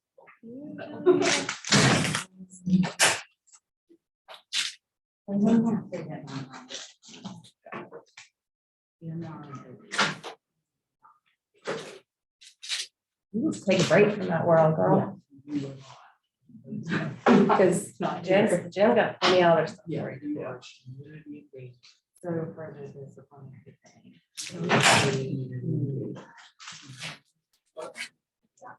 You're probably like, what the heck do I present on? I'm sure it'll work. As we find out more about it. Yeah, We got it. exactly. And Oh, we, luckily for you. Oh, your day went you for it. can look at it. No, I was Okay. really. And see some of the things that they talked about. So obviously it's hard to like not wear your OT hat, but for this, you don't have to. You can allude to it if you want. Yeah, you should. I have a clinical background. Right. Yeah, He's just covered up. yeah, exactly. This thing looks kind of. Oh my gosh, I'm with you. I need like a new one of these. And like, there's only like 4 of us that are DDBP psychologists. Oh, yeah, left. this is old school. So this is gonna be in a museum someday. Yeah. Yeah, Jen's is definitely in better shape. Yeah. Yeah, I can't imagine the things that where our badges have been in the last. Oh, yeah.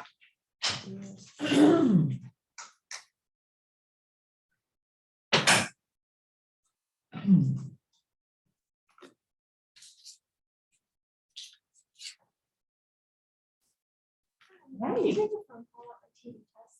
Oh, yeah. I Go for might it. be back in by the time breaks over, but Just wanted to let you guys. Yeah, Thanks thank for letting you. us know.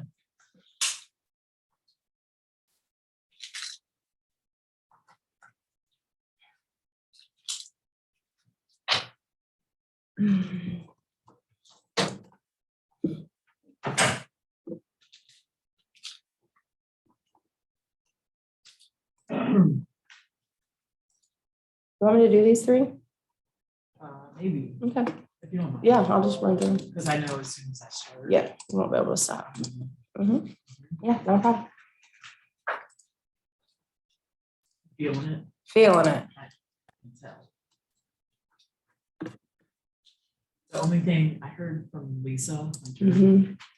if we can tell people if they want to do ballet moves, Mhm. that starts earlier, and to let her know. Okay.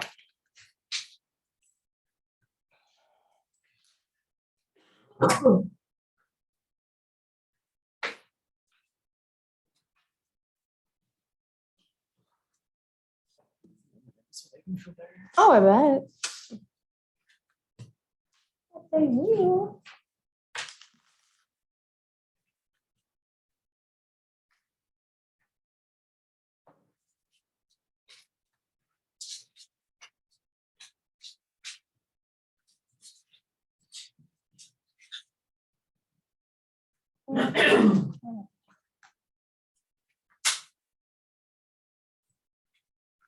Yeah, popcorn.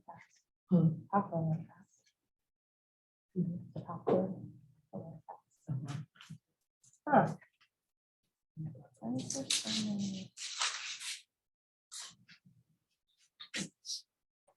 It's just sometimes doesn't mind.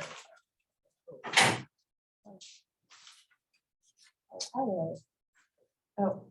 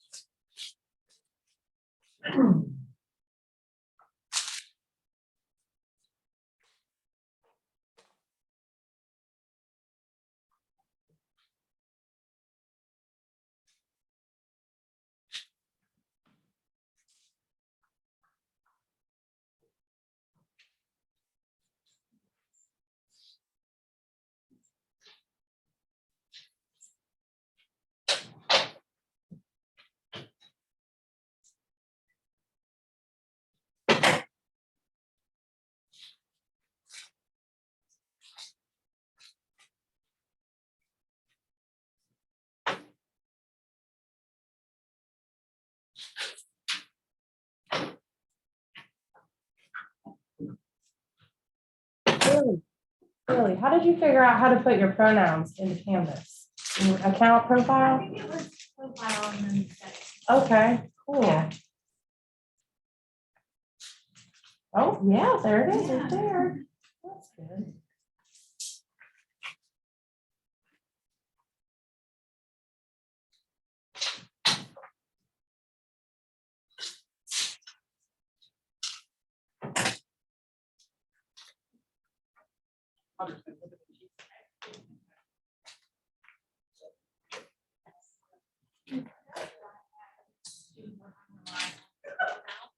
That is.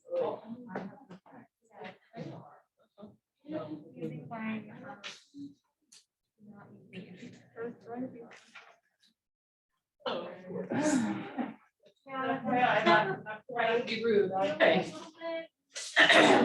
Yeah, like it's quiz. This one is also like one. The business one, yeah, so. But on my phone, it's just like. I don't want to do something wrong. Yeah, I don't might could guess on that often.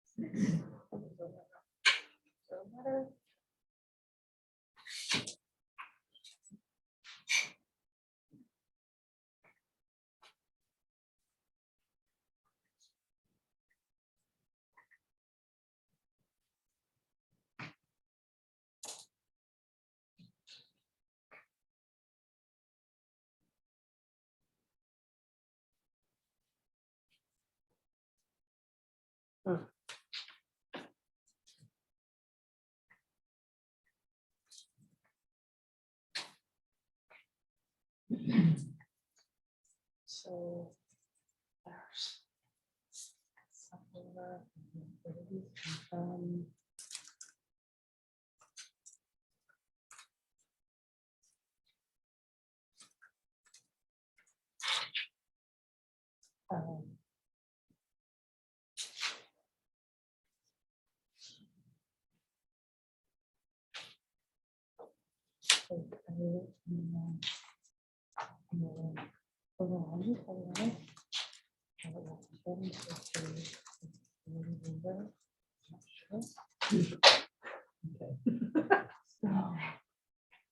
no words yet.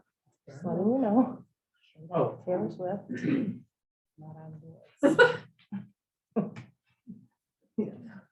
So. I literally don't know. How to find them.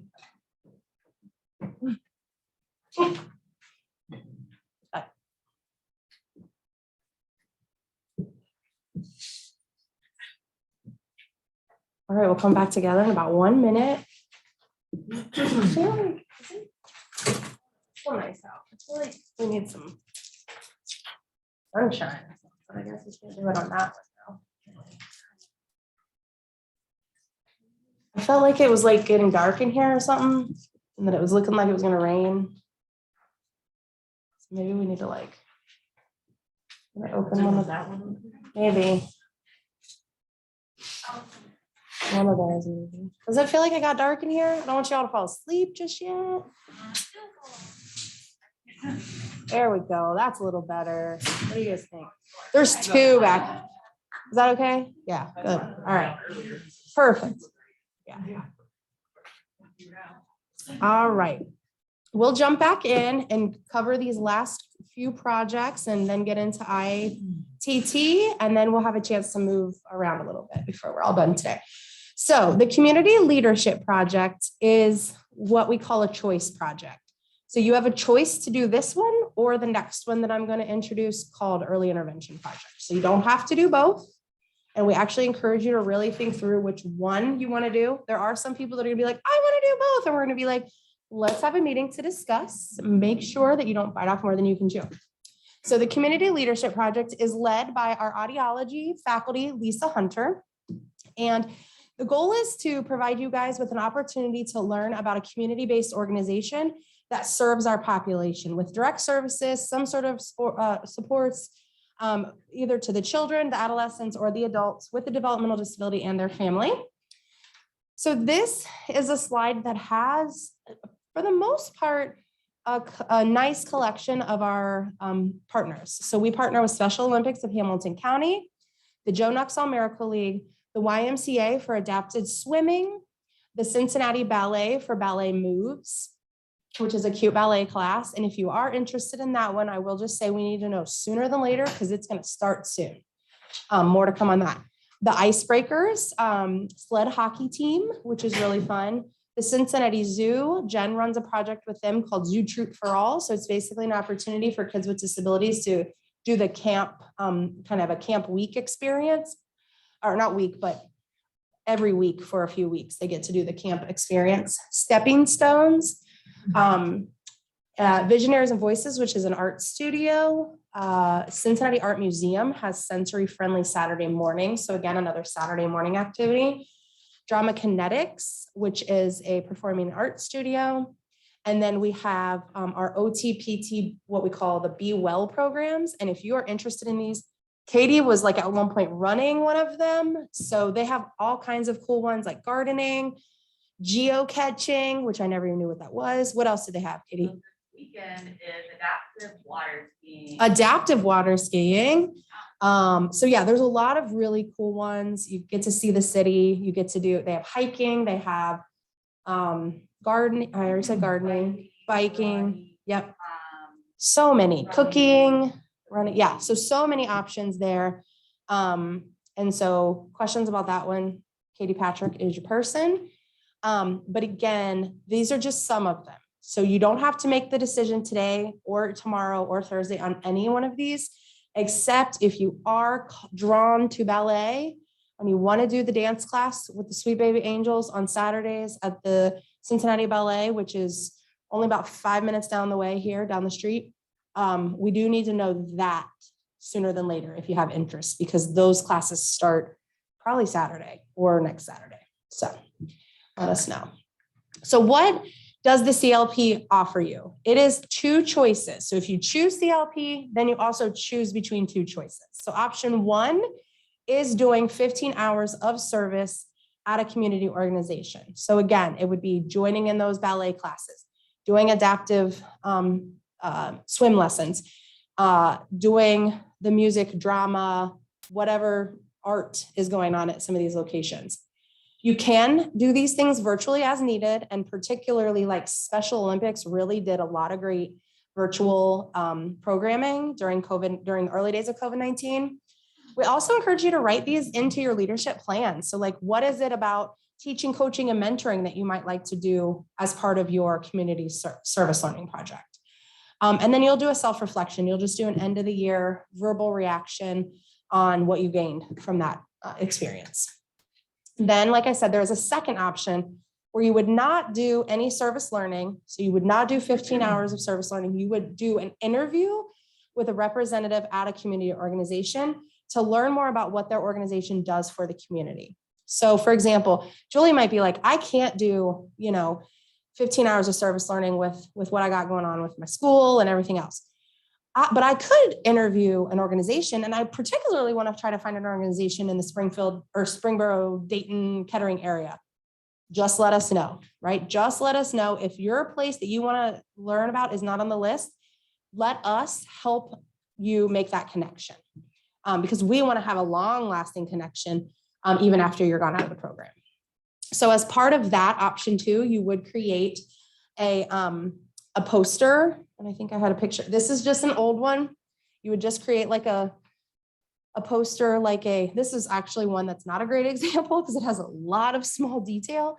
But you would write your ILP goal, your certain choices, you become a leader, a support person, mentor those people, plan activities, lead sessions, do whatever is asked of you in that setting.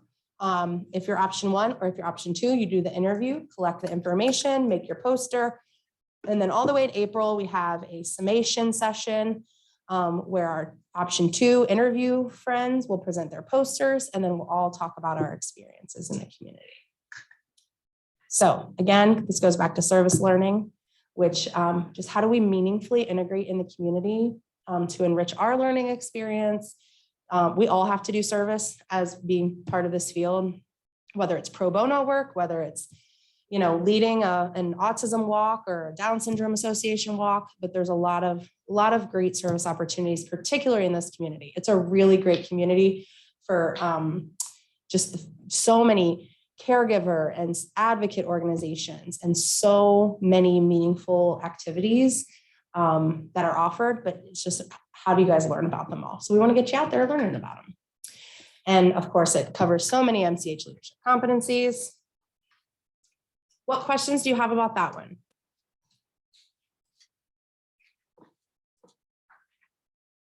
Okay, so then again, you are going to be in a couple weeks hearing more about each project, but you have a choice. I cannot get this to go away. There it goes.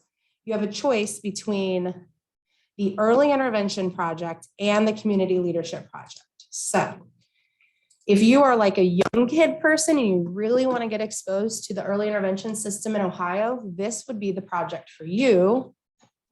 Bless you. And Erin Contra-Guile, who was a former LEND trainee and now you saw on our slides this morning, which feels like an eternity ago, she works for our program here in the LEND. And so she's going to organize and coordinate this project this year. This is an opportunity for you guys to see either virtually or in person in-home intervention using the Ohio early intervention model. So that transdisciplinary parent coaching naturalistic model. Really looking at these areas, the importance of trust. To invite someone into your house takes a lot of trust. The cultural linguistic responsiveness that we need to be good leaders, and then really reflecting on your own implicit biases.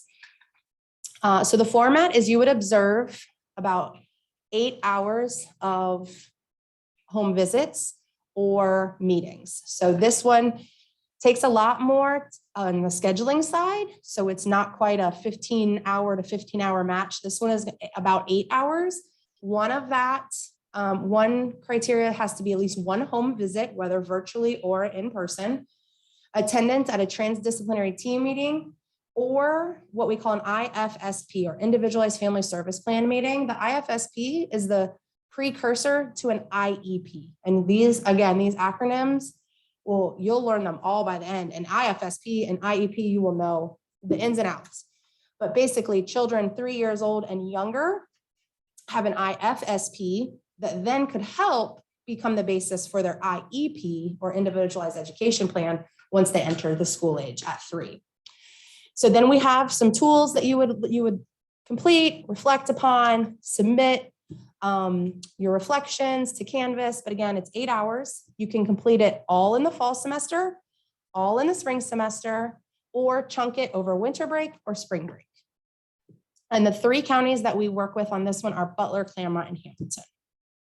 So Butler is more of our friends a little bit to the north.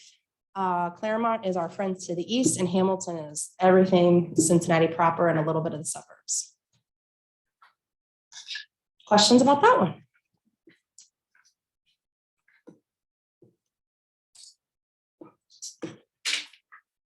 Okay. All right, so then we're going to pretend that it's only 3 o'clock. And that's what we do on Tuesdays at 3 o'clock is we talk about ITT.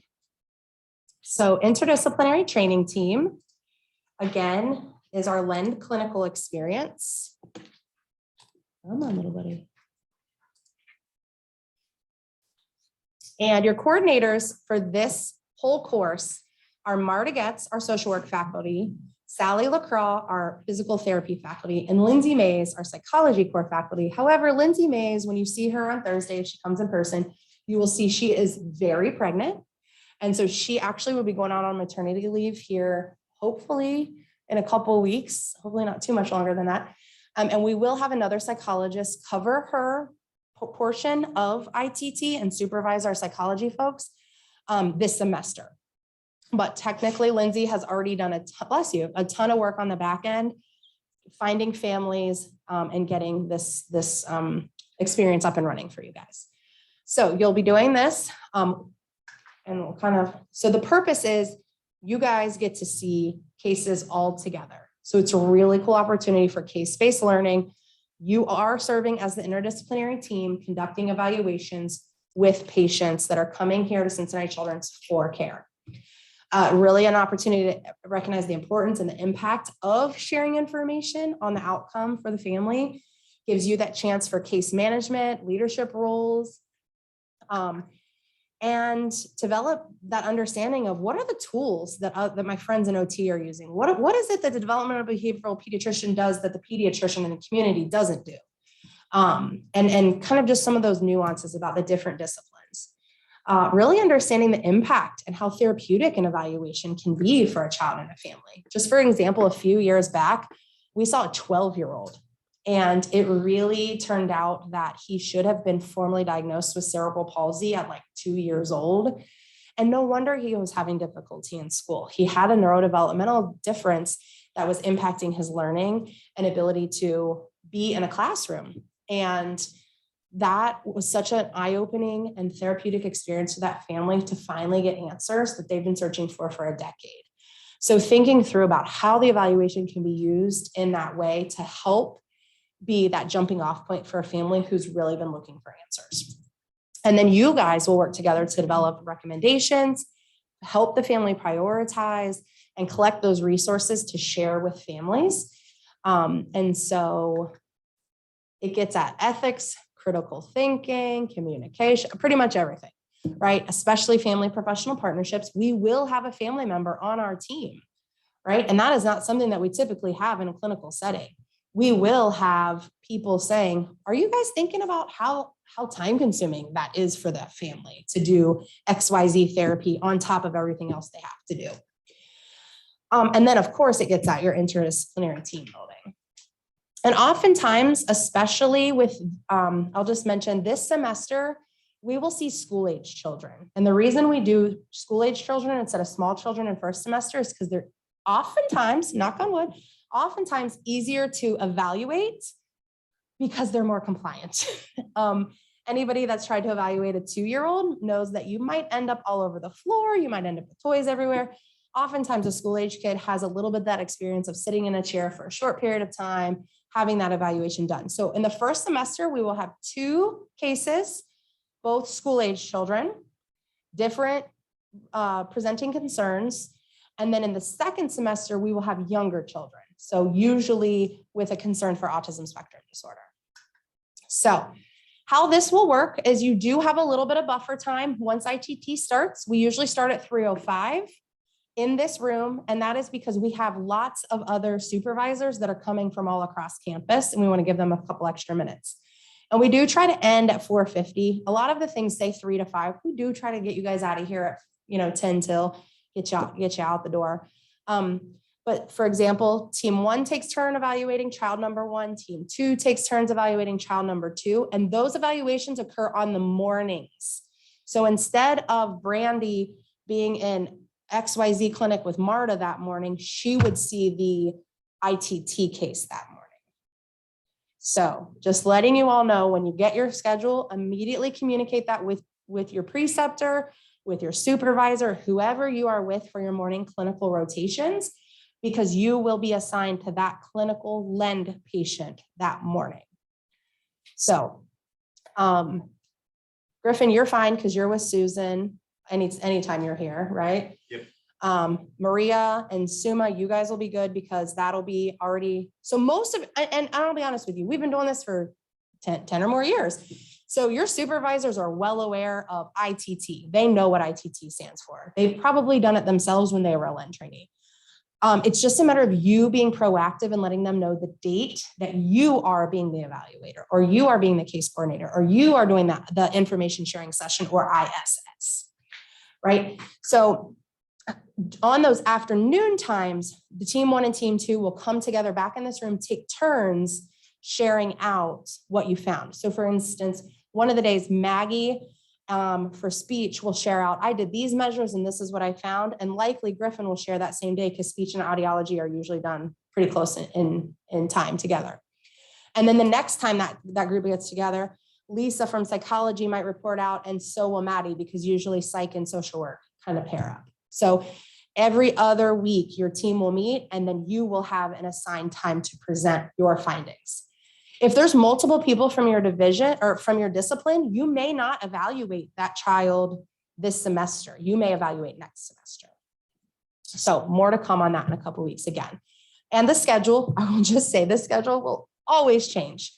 Always, always, always. So we have to put on our flexible pants and be ready for it to change, because we are relying on families to show up at all the appointments. We are relying on us to not have to be in quarantine from COVID. We are relying on a lot of factors for it all to move smoothly and go as scheduled. Inevitably, check Canvas. We'll always put updated as of date. And so you'll know which one is the most updated. Okay. This one is, I'll be honest with you, the most moving parts, and it takes a while to kind of get the hang of what we're talking about. But what questions do you have? Do we not have, oh, she doesn't do slides for observations across disciplines. I don't think we have. Yeah. Okay.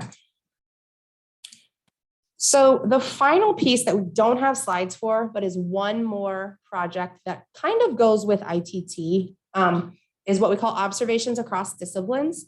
And this is in your curriculum guide. And it's led by Carrie Atzinger, who is our genetic counseling core faculty.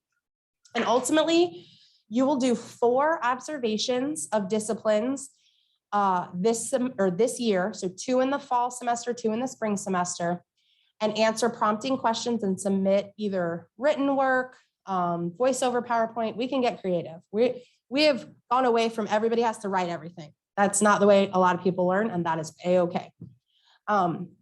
But you will be given choices for different clinics that you can observe, or more likely in the fall semester, we're leaning on using the ITT cases as your opportunities to do evaluations, because they're going to be recorded anyway.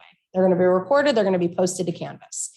So in the first semester, that's where we're leaning, just because of the potential for COVID numbers to spike, and the less people that are in clinics being around each other, the better. And so if you can just observe from one-way mirrors in this building or from video, that's best case scenario. But ultimately, Julie, as a graduate nurse, she will observe 4 other disciplines besides nursing. Brandy will observe 4 other disciplines besides social work, right? So you get that experience of seeing other disciplines that you may not normally get to see. And we encourage you to observe those other disciplines that you might not normally see. So again, 2 due in the fall, 2 due in the spring. What questions come up? Okay, we need another stretch break. We good? We're almost finished. What is this? Nope, this isn't what I wanted. Where are we at in the calendar, Jen? I have a question. Yes, Just because I'm, it's a lot about disciplines and their, yeah, for the family aspect of it. I mean, what does that look like, right? I mean, Yeah. I'm not an audiologist, I'm not a speech therapist, right? So what does that look like? I mean, obviously lots of observing and learning for sure. Mhm. But I mean, is that the goal? Is that how it plays out? or- That's a really good point. So Jody asks, she brings the family hat, family experience, but she's also here serving the adult services role. So that's kind of how your morning time will be shuffled, is that you'll be working with Ann Tapia on your morning activities, but your role with any kind of family or lived experience, and this goes for anybody that has a sibling, anybody that has a child, even if you're here in a quote unquote clinical discipline, share your experiences. That's what we want.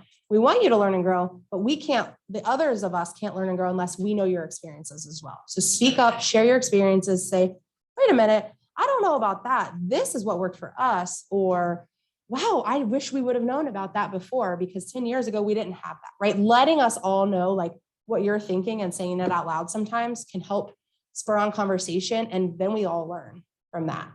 Does that help a little bit? Oh, yeah. Okay, it'll make a bit more sense as we get through into the mornings and whatnot. And some of that morning time will take shape for you guys. And your non-clinical friends, that morning time is not well structured at the beginning because you're learning what you're developing your goals and you're going from there. You're meeting with your core faculty versus, Nellie and Bailey have been in clinics for forever probably now, right? Like you've been in clinics all summer and you know what your Tuesday, Thursday mornings look like, or you're in class or whatever. So for others of you, just kind of work with your core faculty, work with Jen and I, if we're not your core faculty, and then your mornings will take shape and that'll kind of help structure it up for you. Great question. Okay. So many of you I've seen get into Canvas already. You should have an invitation, and I wrote it up over there earlier, Canvas free for teachers. If you do not have that, let us know. So if you do not have that, we'll probably need to resend the invitation to you, or we need to get you in there with a different email address. So Canvas free for teachers is going to be how we communicate all year long. We will not use CCHMC email if we can avoid it, just because we know it's just one more place for you all to check. That's not to say your clinical supervisors won't use CCHMC email. And that's not to say you write it off altogether, but for LEND pieces, we will be using Canvas. So right now it's pretty basic. We have LEND welcome. This is all your general information. So again, everything that you saw today, all the slides are here. They will also always be in PDF because regular PowerPoint slides take up too much space and then we run out of space. And it happened last year for the first time. We were like, oh, what happened? We can't upload anything. So everything will be PDF'd. There will be the Zoom link there. It's the same LEND Zoom link we're going to use for every session. Now that might not be the same Zoom link that your research team uses, right? But the same big class Zoom link is just going to be copied and pasted into every session. If you'll see this one, you'll see your video recordings. So what we'll do is we record these on Zoom, we pull them out of the cloud, we make a YouTube link out of it, and then we upload the YouTube link. So it's there for you to review. Give us at least a week, usually, is the problem. Sometimes quicker than that. It's my favorite part that we finally got to. Okay, so once you're in Canvas, I've built in a Padlet. It's a fun little question and answer tool, little teaching tool. So I would love if people got in there and clicked on the pink button and wrote up a little question. What is DDVP? Right? Anybody can answer. So what questions do you guys have that we can? Oh, I can't type. It's the end of the day.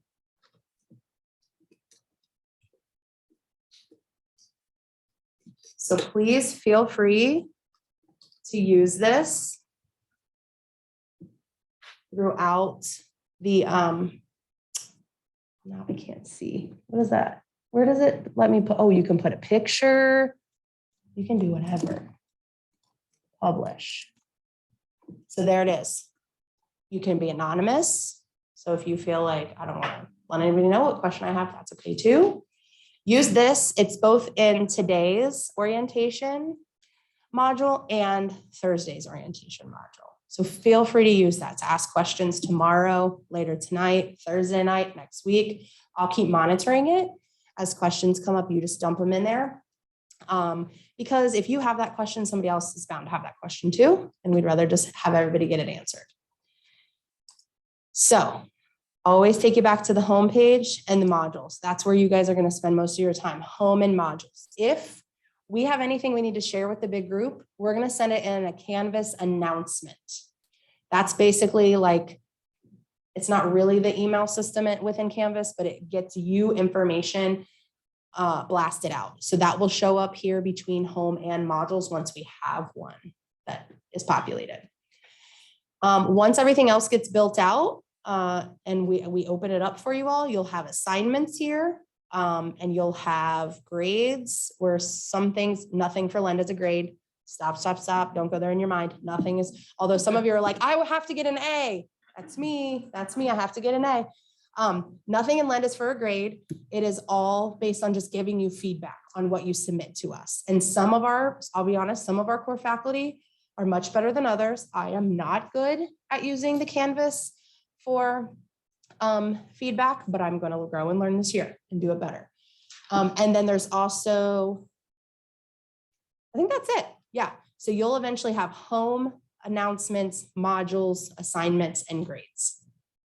Okay.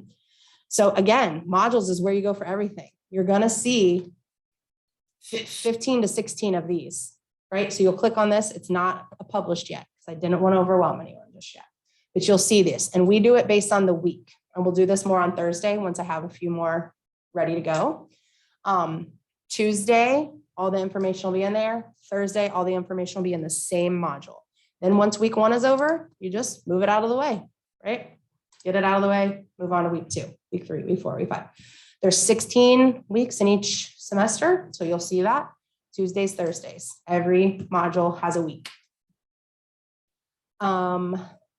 So what I would love for you all to do today is play around with it today, tonight, tomorrow. Come in Thursday with any questions about Canvas or post into the Padlet what questions you have. But I'll try to look for your invitation and try to get enrolled in the course by Thursday, because we're really going to dig in further to what each of the pieces looks like, because that's what we always find is the most tricky for folks is navigating our Canvas. So we're going to spend a good chunk of time on Thursday morning doing that. Okay. With the time we have remaining, what I'd like for you to do is meet your peer groups. So, can you let me pass these out? Yeah. So we, Any particular order? no, okay. So we have put you guys into peer groups, and some only have 3, some have 4, one has 5. Based on your responses to the BARC survey, the visual, auditory, read, write, and kinesthetic. And so we wanted you guys to be paired up with some natural supports with your Lend cohort members who think similar to you. So that's basically, oh gosh, I just throw it right on the floor.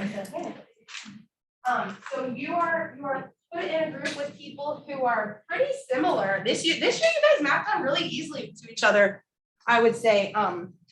Yeah, Risha. And then, so what I'd like for you guys to do is take us about 15 minutes. You guys can go outside, you guys can stay inside, move throughout the building, go to the Lend Lounge, stay in here, do whatever you want to do.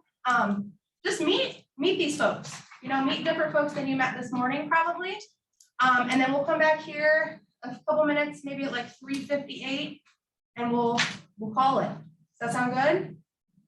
Okay, so feel free. Now, this is the trick. You have to figure out, okay, Julie has to figure out who Ramya is and Maria and Greg, right?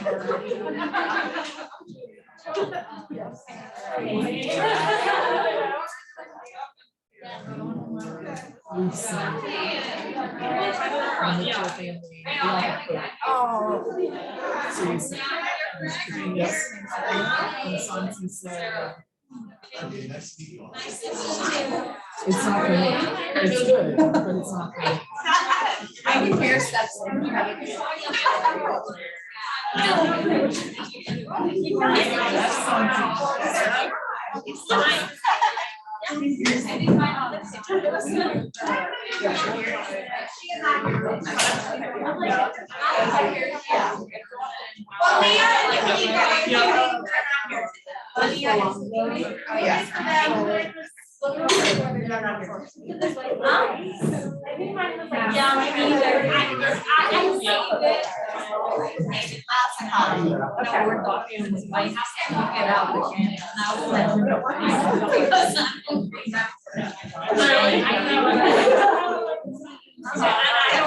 Yeah.